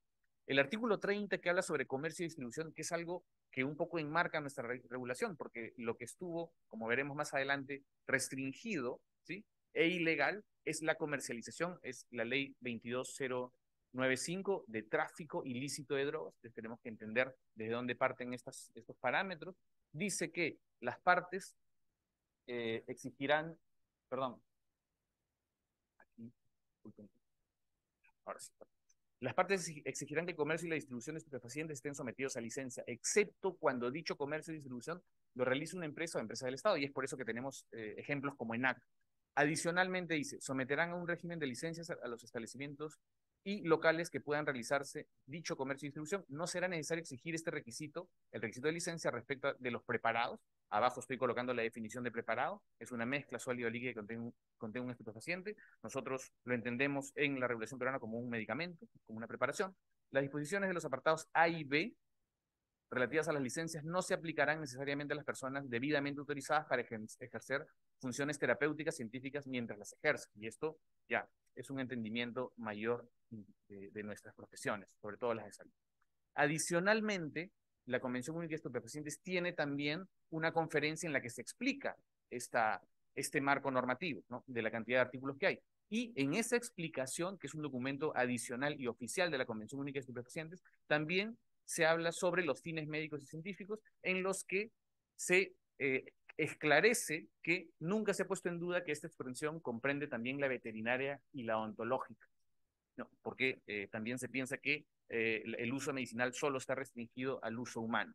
Estos países son los 92 que firmaron la Convención Única de Estupefacientes, entre ellos se encuentra Perú, pero paradójicamente cuando uno estudia por investigación de regulación comparada, ¿no?, vemos que países que están en verde, por ejemplo, como Canadá, Israel y Uruguay, están afectos a la misma convención. Sin embargo, la regulación que sus estados han propuesto es bastante más distinta, ¿no? Aquí llegamos recién al marco normativo peruano, que en el decreto ley 22095 establece que se debe reprimir el tráfico ilícito de drogas. Yo subrayo esta parte de abajo en el considerando del decreto legislativo, que dice que las acciones antes mencionadas deben a su vez estar orientadas en el cumplimiento de las convenciones internacionales vigentes. ¿Sí? Esta ley del tráfico ilícito de drogas deja a la Ley General de Salud, porque es una competencia de afectación a la salud pública, y hay que entender la especificidad de la norma, y en la Ley General de Salud, en el artículo 61, se menciona de manera explícita que los estupefacientes psicotrópicos y precursores, ¿no?, que están sujetos en las convenciones, se rigen por esta ley y su legislación especial. La legislación especial que tiene la autoridad sanitaria en el término de estupefacientes y psicotrópicos es el reglamento de estupefacientes de julio del año 2001, y en este reglamento es donde inicialmente se crean esta serie de listas, que me parece que son 9, y en este artículo 2 menciona recién que está prohibida la producción, fabricación, exportación, comercio y uso de sustancias de las categorías 1A y 1B. En este momento es que cannabis, resinas, aceites esenciales de la lista 1A, tetrahidrocannabinoles, isómeros, variantes estereoquímicas recién entran a el fenómeno conocido como la prohibición. ¿Sí? Adicionalmente, siguiendo la línea de salud, también hay otra línea que es el Código Penal, y en el Código Penal está que los profesionales de la salud, incluida nuestra profesión y los médicos, serían reprimidos con pena privativa de la libertad e inhabilitación si es que suministran de manera indebida esta droga. Entonces tenemos ya el marco normativo. Durante el diplomado que hicimos con la Universidad Cayetano Heredia y los cursos de extensión universitaria, tuvimos por bien invitar a abogados penalistas reconocidos en el medio para entender y clarificar cuál era la situación que enfrentaba el cannabis, el uso, ¿sí?, antes de la regulación. Ustedes pueden ver, esta es una entrevista, una clase que está libre en YouTube, ¿sí? Y lo que nos dice el doctor José Ugaz es que el Código Penal persigue el tráfico ilícito y las actividades que la favorecen. Sin embargo, si es que no hay tráfico ilícito, no es delito el consumo, la tenencia, incluso el cultivo y el manejo de cannabis. Además, en ese momento ya estaba la reglamentación del 2019, no psicoactivo. Ustedes ya saben, y acá están presentes las asociaciones de pacientes que han logrado que se hable de este tema, este proceso. En el año 2017, a días después de que a una casa de unos pacientes se les incautó y se les acusó de tráfico ilícito de drogas, el presidente de la República de ese momento emite un decreto de urgencia, como lo estoy mencionando abajo. Sin embargo, este decreto de urgencia nunca fue aplicado por el Estado, y pedía que haga una ley que autorice la importación y comercialización y sobre todo del uso. En ese momento, este documento, que es documento de carácter público, está refrendado por DIGEMIT, que sustenta el uso. Estamos hablando del año 2017, finales de 2016, inicio de 2017. El marco normativo que logró que exista una ley, que es la ley 30681, fue propuesto principalmente, entre otros más, fueron 8 finalmente los que propusieron, pero no emitían algún dato nuevo adicional, y la propuesta original del Poder Legislativo fue que el cannabis se maneje a través de los laboratorios farmacéuticos, de los clubes canábicos de pacientes, y se favorezca la producción nacional. Sin embargo, bueno, en ese momento el Colegio Médico hace también una intervención interesante, importante, y el 19 de octubre se vota finalmente esta ley, con 64 a favor, 5 en contra, 5 abstenciones, y en la que solo se aprueba la fabricación por laboratorios farmacéuticos, y adicionalmente otro punto importante, ustedes pueden, pues, estoy seguro que ya conocen la ley, el cannabis y derivados quedan fuera de la lista 1A y 1B, esa prohibición o restricción que tenía desde el reglamento estupefaciente. La ley 30681, que tiene como objeto de la ley permitir el acceso exclusivamente para uso medicinal y terapéutico. Adicionalmente dice que DIGEMIT establece las condiciones y requisitos para la producción y deja solamente la licencia de producción a cargo de los laboratorios farmacéuticos. Adicionalmente existe una modificación, que es la modificación del artículo 296, 299 y 300, en los que cuando existe una licencia para uso de cannabis ya no se tipifica como delito, ¿sí? Luego de este proceso viene acompañado la emisión a través del MINSA, genera un comité para producir el primer bosquejo de reglamento, ¿no? En el 14 de mayo del año 2018, y ese es el RM 435-2018. Sin embargo, con el análisis se pudo dar cuenta que habían algunas restricciones que no iban a permitir el acceso, entre ellas la certificación a médicos especialistas. En ese momento no había médicos especialistas de cannabis, ¿no? El registro sanitario solo a medicamento herbario, que iba a permitir que solo los medicamentos con ensayo clínico previo puedan comercializarse en el Perú, que en el momento en el mundo solamente hay 4, en ese momento solamente habían 3, ¿sí? Y además el control de todo el manejo de cannabis dentro del reglamento de estupefacientes. En ese momento, inicialmente, si ustedes han leído el reglamento de estupefacientes, la receta vale por 3 días, entre otras cosas, y además el límite de THC a las preparaciones iba a ser solo con un máximo de 0.5. Como se sabe, el THC probablemente de los 4 medicamentos que están aprobados a nivel internacional, 3 de ellos contienen THC en una cantidad mayor.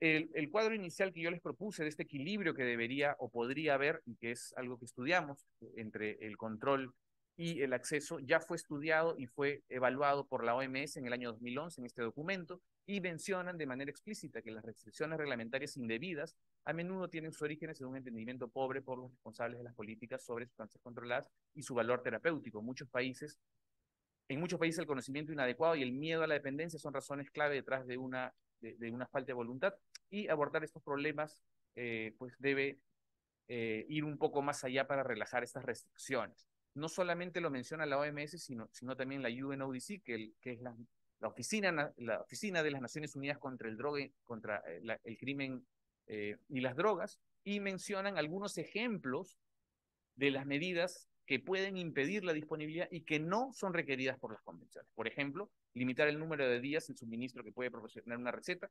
Les pongo en ejemplo en rojo, que en el reglamento solamente era 30 días la receta, y luego en el reglamento, que posteriormente a una mesa similar a la que hay, se consiguió que esta receta valga 30 días, aún siendo insuficiente porque la mayoría de pacientes son de origen crónico, son de etiología crónica. Procedimientos especiales para la prescripción, en este caso de opiáceos, uso de prescripción específica de formularios pueden ser difíciles de obtener, y un requerimiento en el que múltiples copias de la prescripción se mantendrá.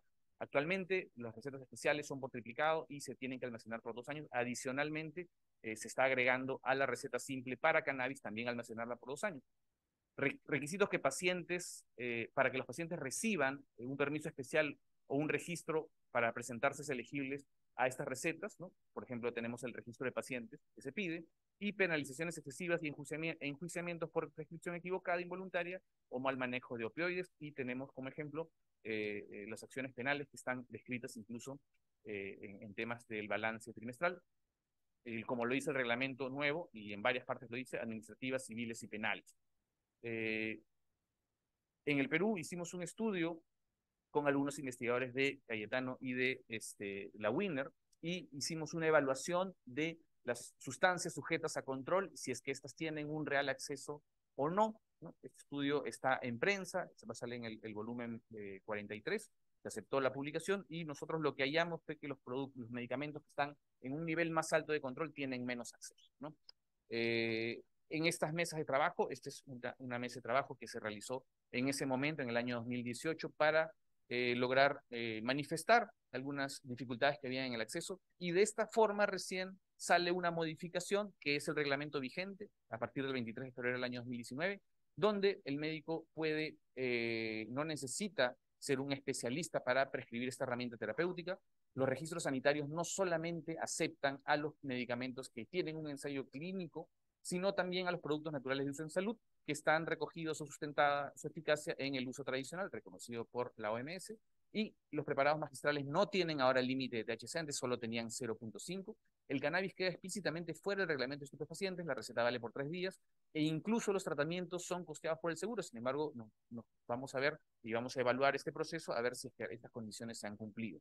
El reglamento 005 propone una definición bastante moderna, que es diferenciar a la planta de cannabis según el contenido de THC, porque el THC es el único, el principal y probablemente el único, responsable de los efectos psicotrópicos o psicoactivos, euforizantes, que puede tener la planta de cannabis, similar a muchos países que tenemos acá. Incluso la Unión Europea también considera el tema del cannabis psicoactivo y no psicoactivo, cáñamo.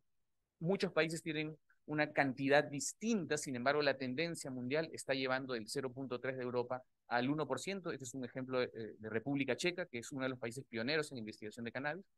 Y es importante hablar sobre esta definición, porque esta es la definición que se ha cambiado en el nuevo reglamento.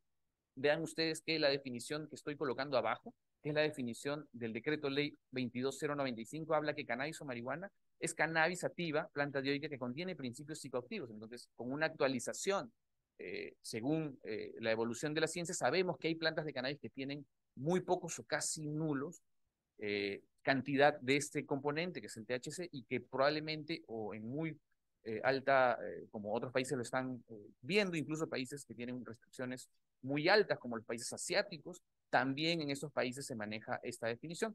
Cannabis que no tiene THC, pues no se considera psicoactivo.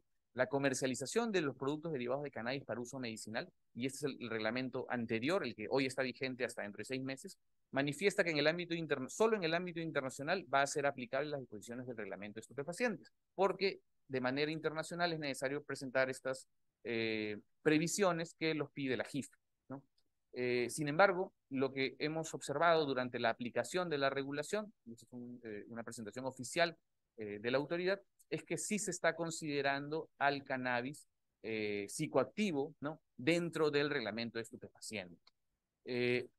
Adicionalmente, la definición también permitía la flexibilidad para el uso del cannabis que contenía poco o muy poco de THC, y manifiesta de manera explícita que este tipo de productos no requieren licencias, ¿no? Esto lo maneja de manera explícita. Incluso se le encarga al Ministerio de Agricultura que en un plazo de no más de 60 días publique, ¿sí?, los criterios y condiciones que se deben cumplir en este cultivo. Sin embargo, eso nunca se cumplió. Abajo estoy colocando la fecha plazo que el Minagri debió colocar estos lineamientos, y era el 17 de mayo del año 2019, ¿sí? Es importante manifestar y mencionar o aclarar que si bien el uso de cannabis o de cáñamo puede significar un aliento o una ayuda a algunas condiciones terapéuticas, ¿sí?, es importante mencionar que el cáñamo, al no contener THC, sí contiene otros metabolitos que pueden contribuir, como por ejemplo el CBD, CBG, CBC y 200 metabolitos más, ¿no? Incluso el aprovechamiento de los restos, o sea, lo que sobra después de la industrialización, en este caso, obtener metabolitos, se utilizan a nivel mundial en la producción de fibras y semillas, ¿no? Tanto es así que Perú tiene dentro de los aranceles 2 explícitos para el cáñamo, ¿no? O sea, eso ya el Perú lo ha tenido hace mucho tiempo, ¿no? El Minagri dio una autorización, ¿sí?, a semillas de cannabis que se utilizan con fines alimenticios, ¿no? Lamentablemente este producto también se importa, ¿sí? El medicamento que desde 2019 comercializa Digemida en la farmacia institucional proviene de Estados Unidos y probablemente, y estoy casi seguro que viene de una producción de cáñamo, por lo que es tan barato, ¿sí? Incluso las fibras sí, y otros se manifiestan, ¿no?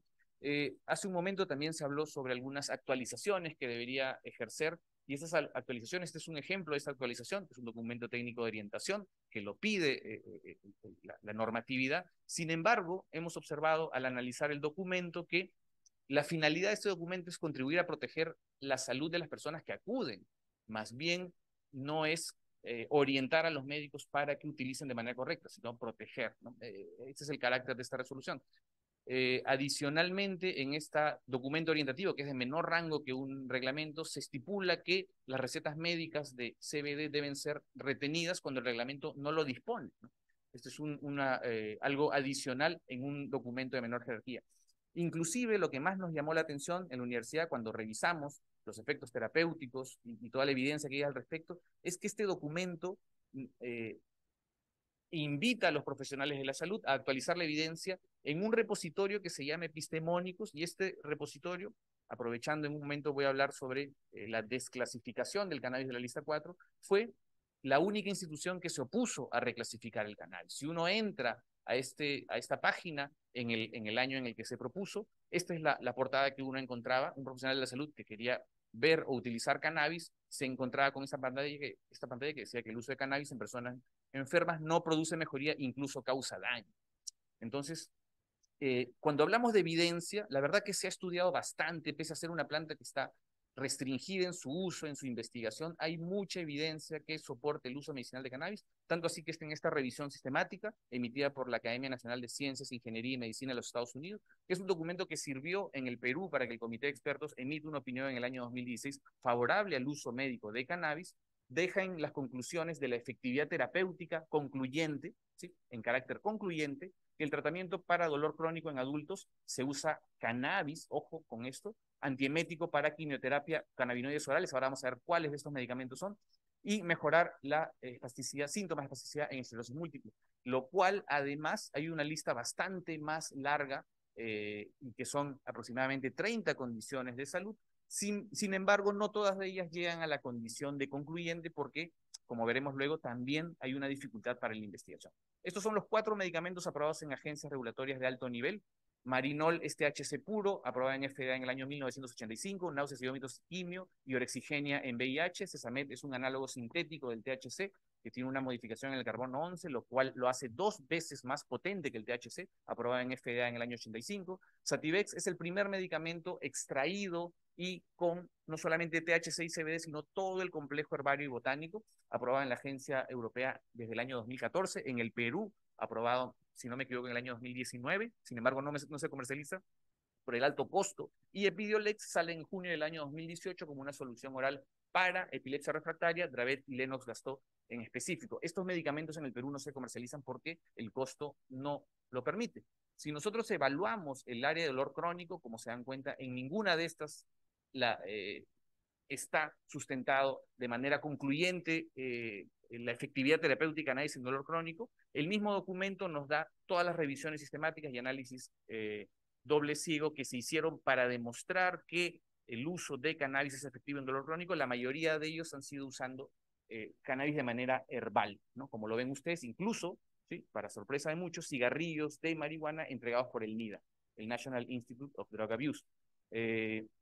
OMS emite en el año 2019 una carta en la que recomienda a las Naciones Unidas reclasificar al cannabis, porque había sido recién evaluado desde el año 2016, ¿sí? Desde el año 61 no se evaluó el uso de cannabis de la OMS, en el año 2016 recién empieza esta evaluación, y en el año 2019 manda una carta con 8 recomendaciones para que se sometan a votación.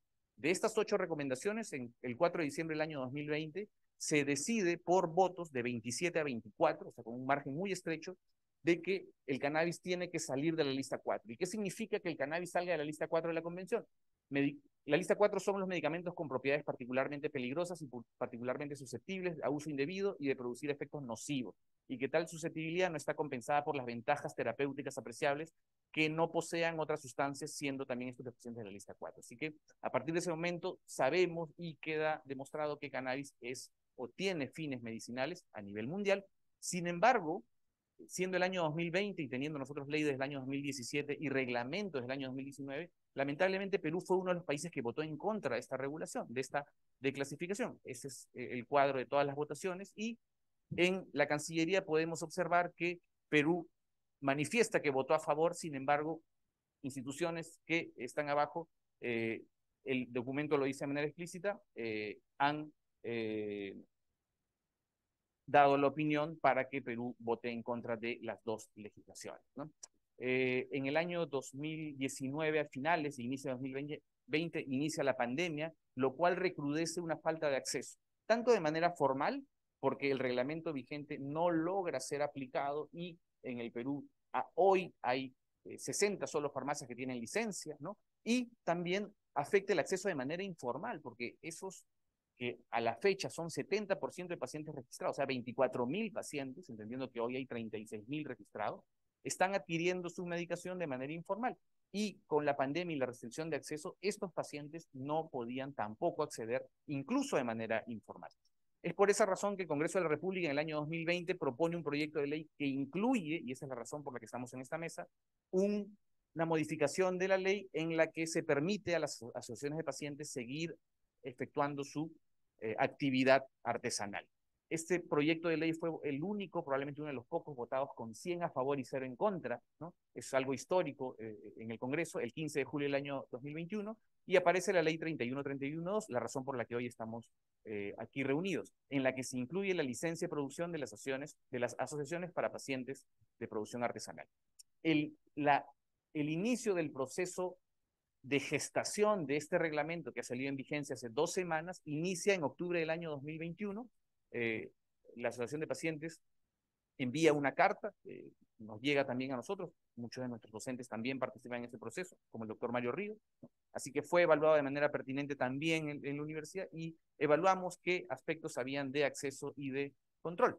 Finalmente, este proceso termina recién en el año 2023, un tiempo bastante largo y en este documento hay solo 3 artículos referidos a la ley 31.31.2, son el artículo 21, 22 y 23, en el que hay algunas discusiones que será parte de la mesa evaluarlas, el tema de las semillas, el tema de control de calidad y el tema de protocolo de seguridad, que ustedes ya lo están comentando, pero adicionalmente se han modificado definiciones que no pertenecen a la 31.31.2, sino a la 30.681, que son el manejo completo hoy del cannabis al reglamento de estupefacientes, se eliminan las flexibilidades al cannabis no psicoactivo y también se elimina el registro de cultivares nacionales, que es algo que hace un momento se habló de semillas, ¿no? Había la posibilidad en el reglamento de registrar estos cultivares que estaban siendo utilizados. Esta es una diferenciación básica entre las dos definiciones, ¿no? Prácticamente se incluye ahora todo el manejo de cannabis como un estupefaciente, ¿no? Y se elimina la definición dentro del cannabis no psicoactivo de que no está sujeto a fiscalización, entonces pierde esta pequeña flexibilidad. La pregunta que hacemos cuando evaluamos el control versus la accesibilidad es que si es necesario aumentar el control en el uso medicinal de cannabis o es necesario aumentar el acceso formal a cannabis, ¿no? Desde el año 2012, la DIGEMIT emite el comunicado 140-2012 en la que se aprueba el listado de referencias bibliográficas que aceptan y sustentan la seguridad de uso y uso tradicional de algunos recursos. Dentro de ese, el apartado 17 menciona la American Herald Pharmacopoeia, una de las instituciones más prestigiosas en el estudio de plantas medicinales, y en el año 2014 aparece el texto monográfico del cannabis. Así que, en teoría, desde el año 2014, cannabis tiene sustento de uso y seguridad de uso y uso tradicional. Adicionalmente, con la universidad y con algunas personas que trabajamos ahí, venimos haciendo seguimiento a los efectos adversos, a las RAMs y a las sospechas de RAMs que tiene cannabis hasta la fecha. Este es el último reporte que he recibido. De hecho, yo ya pedí hace 2 semanas, todavía no me llega el reporte hasta el 2023, pero de diciembre de 2019 a mayo del 2021 solo hay una sospecha de reacción adversa de un producto, una persona que ha utilizado cannabis, pero además ha utilizado interferón beta 1. ¿Sí? Esta es documentación oficial. Yo sé que existe poca envío de reacciones adversas, hay una notificación, sin embargo, de manera de control pedimos también las RAMs producidas en el mismo periodo de paracetamol, que ustedes pueden observar.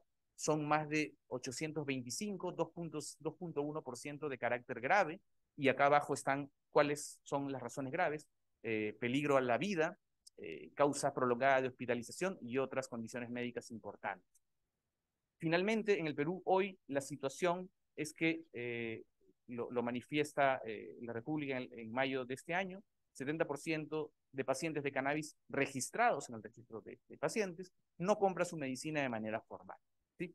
Y este reporte salió el día de ayer por una agencia que ve el tema regulatorio. 36.000 pacientes registrados.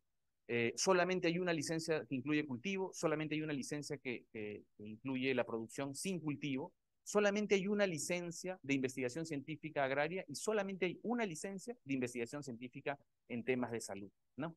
Y pasan más de 50 el número de farmacias que tienen licencia en el Perú. Según el último documento, hay 29.000 farmacias y solamente 50 de estas pueden, ¿no? Finalmente, una preocupación que tenemos al analizar este problema es que hay una cantidad de pacientes, que son esta cantidad, que podrían estar expuestos a consumir productos formales e informales con los riesgos que tiene la informalidad, ¿no?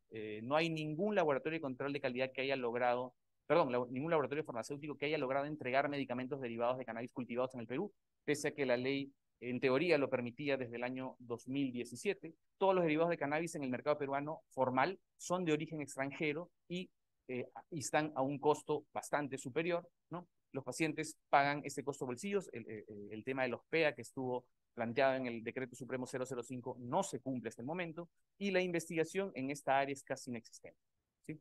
Algunos estudios hemos podido realizar evaluando el mercado informal, ya que esto estaba totalmente en manos de los productores informales, evaluando no solamente la presencia, en este caso, de cannabidiol, sino también el costo. En el mercado informal, vean ustedes arriba que el costo por mililitro es mucho mayor, incluso que un producto formal, ¿no? Esto está publicado, es un informe técnico de la Sociedad Médica del Cannabis, y nosotros seguimos haciendo esta pesquisa de productos informales y nos hemos dado cuenta, vean ustedes, esta es la pesquisa que hicimos en el año 2022, y en morado están los productos que sí contienen CBD, o sea que, como el mercado informal campea, ¿no? Los mismos productores informales ahora están autorregulándose, ¿sí? Y la mayoría de estos productos están con CBD. Algunos tesistas que han colaborado para esta pesquisa incluso son de la Policía Antidrogas y han podido entregarnos algunas muestras para hacer este tipo de análisis y que luego van a ser estudiados.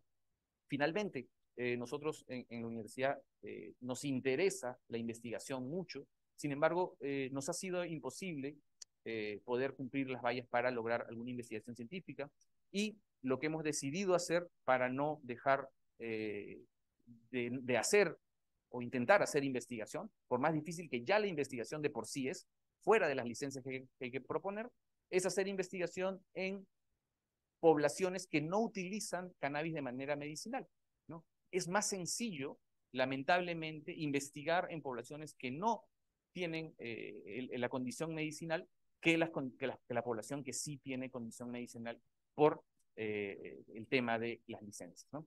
Y hace un momento se hablaba de las variedades de los cultivares nacionales. Mi tesis de maestría, pedí permiso a la universidad, no para utilizar, sino para colectar cannabis. Así que utilicé esa oportunidad y pude colectar cannabis en los lugares del Perú que ustedes pueden ver. De hecho, esto está en revisión ya, mi publicación científica, y efectivamente Perú tiene una de las condiciones más beneficiosas del mundo para poder cultivar cannabis. La cantidad de THC, CBD, CBG, CBN, que fueron los únicos estándares que pudimos conseguir con el profesor Américo Castro, de la Facultad de Farmacia de la San Marcos, han mostrado que en las zonas de sierra hay una producción interesante de THC y también de CBG, que es un metabolito que está en auge su investigación, y en Lima hay una producción interesante incluso de flores de cannabis que tienen CBD. Lamentablemente va a ser muy difícil poder seguir trabajando en esta área. Y dejo nuevamente este equilibrio que probablemente tengamos que evaluar y reflexionar para poder emitir alguna regulación que esté acorde y que armonice con este proceso. Gracias. Muchas gracias, doctor. Una pregunta. ¿La Universidad Peruana Cayetano Heredia estuvo invitada o participó en la confección del actual reglamento? No. No. Ok. Usted Es estuvo... lo que pasa es que, como fue de manera abierta, ¿sí? Cualquier entidad pública, privada, ciudadana, pudo emitir una opinión, ¿no? La universidad en ese momento no organizó una opinión consensuada. Hemos tenido algunos temas de cambio administrativos también ahí, y no emitió una opinión. Sin embargo, hay otras instituciones, incluso públicas, que han emitido opinión. Muchas gracias, doctor. Bien, continuamos ahora con la opinión del Colegio Médico del Perú, por favor.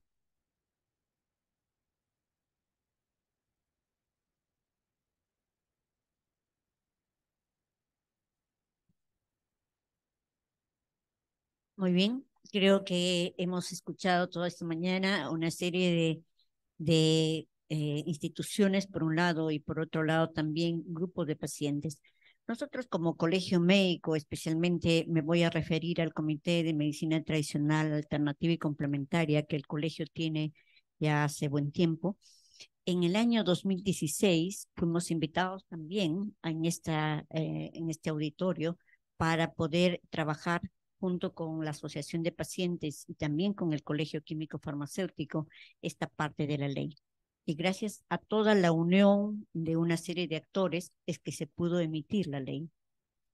Posteriormente se sacó como responsabilidad del Colegio Médico fue dando una serie de cursos y de eventos de capacitación para que nuestros colegas pudieran saber prescribir adecuadamente esta planta.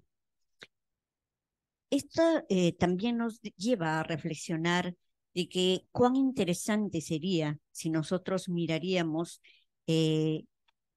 a esta planta como un ejemplo de cómo deberíamos manejar nuestros recursos naturales propios en nuestro país.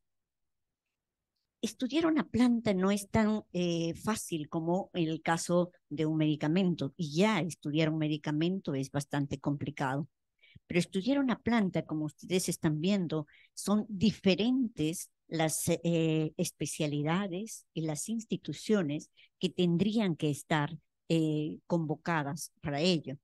¿Por qué? Cuando nosotros miramos la cadena, diríamos, de producción y la cadena de valor en general de un recurso natural, es muy complicado.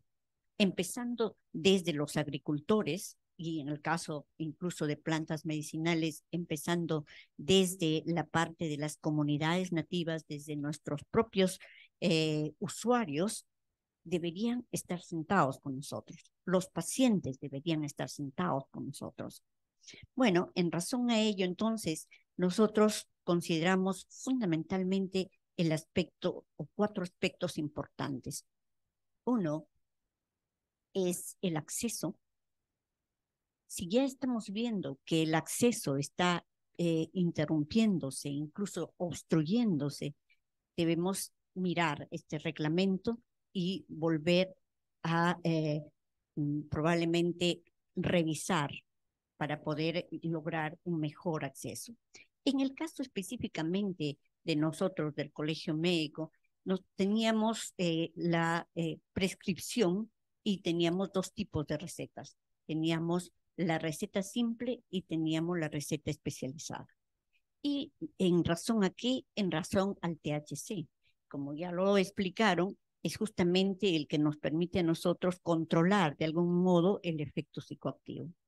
Entonces, no entendemos por qué en este reglamento esta receta simple ahora se ha tornado ya no, diríamos, normalmente como se estaba dando, sino ahora se lo va a tener que retener. Entonces, esto sería también interesante mirarlo y ver la posibilidad de que no sea así, porque de algún modo viene a ser más costo también para el paciente. El otro aspecto dentro de la eficacia, un poco mencionarles que la eficacia justamente lo voy a tener en relación a mayor cantidad de investigaciones que puede hacer. Pero cuando vemos en la parte de investigación, en el caso del Instituto Nacional, específicamente investigación en plantas medicinales, a propósito de el cannabis, es muy complicado. El reglamento está hecho como si tendríamos que tener diríamos, fuéramos todos laboratorios. Y nosotros vemos de que más bien la idea de poder generar más evidencias y poder ayudar al paciente a usar mejor el cannabis es justamente la investigación. Pero la pregunta es, ¿y quién te va a financiar esa investigación? Y vamos viendo de que el INS de repente con sus fondos que no son tan altos, tampoco puede hacerlo, porque de repente no tiene un presupuesto específico para poder ayudarse en esa parte de investigación de productos y recursos naturales. Básicamente, su reglamento está orientado hacia lo que es investigación en medicamentos, pensando en que el medicamento va a ser producido por un laboratorio y que por lo tanto el laboratorio va a financiar la investigación. Pero ¿qué pasa en estos casos en los cuales no hay un laboratorio atrás fuerte que me va a financiar esa investigación? Entonces no lo puedo hacer. pero nosotros como población, como país, necesitamos seguir investigando. Es más, si pudiéramos hacer investigaciones con nuestros propios recursos naturales, de repente podríamos haber llegado muchísimo más lejos que esta planta. Entonces, ahí también mirar esta parte de la eficacia. El otro aspecto importante es la seguridad. Y la seguridad va a estar muy relacionada a la parte de toxicidad, ¿no? Y la toxicidad, lógicamente, nos preocupa a nosotros los prescriptores, porque la toxicidad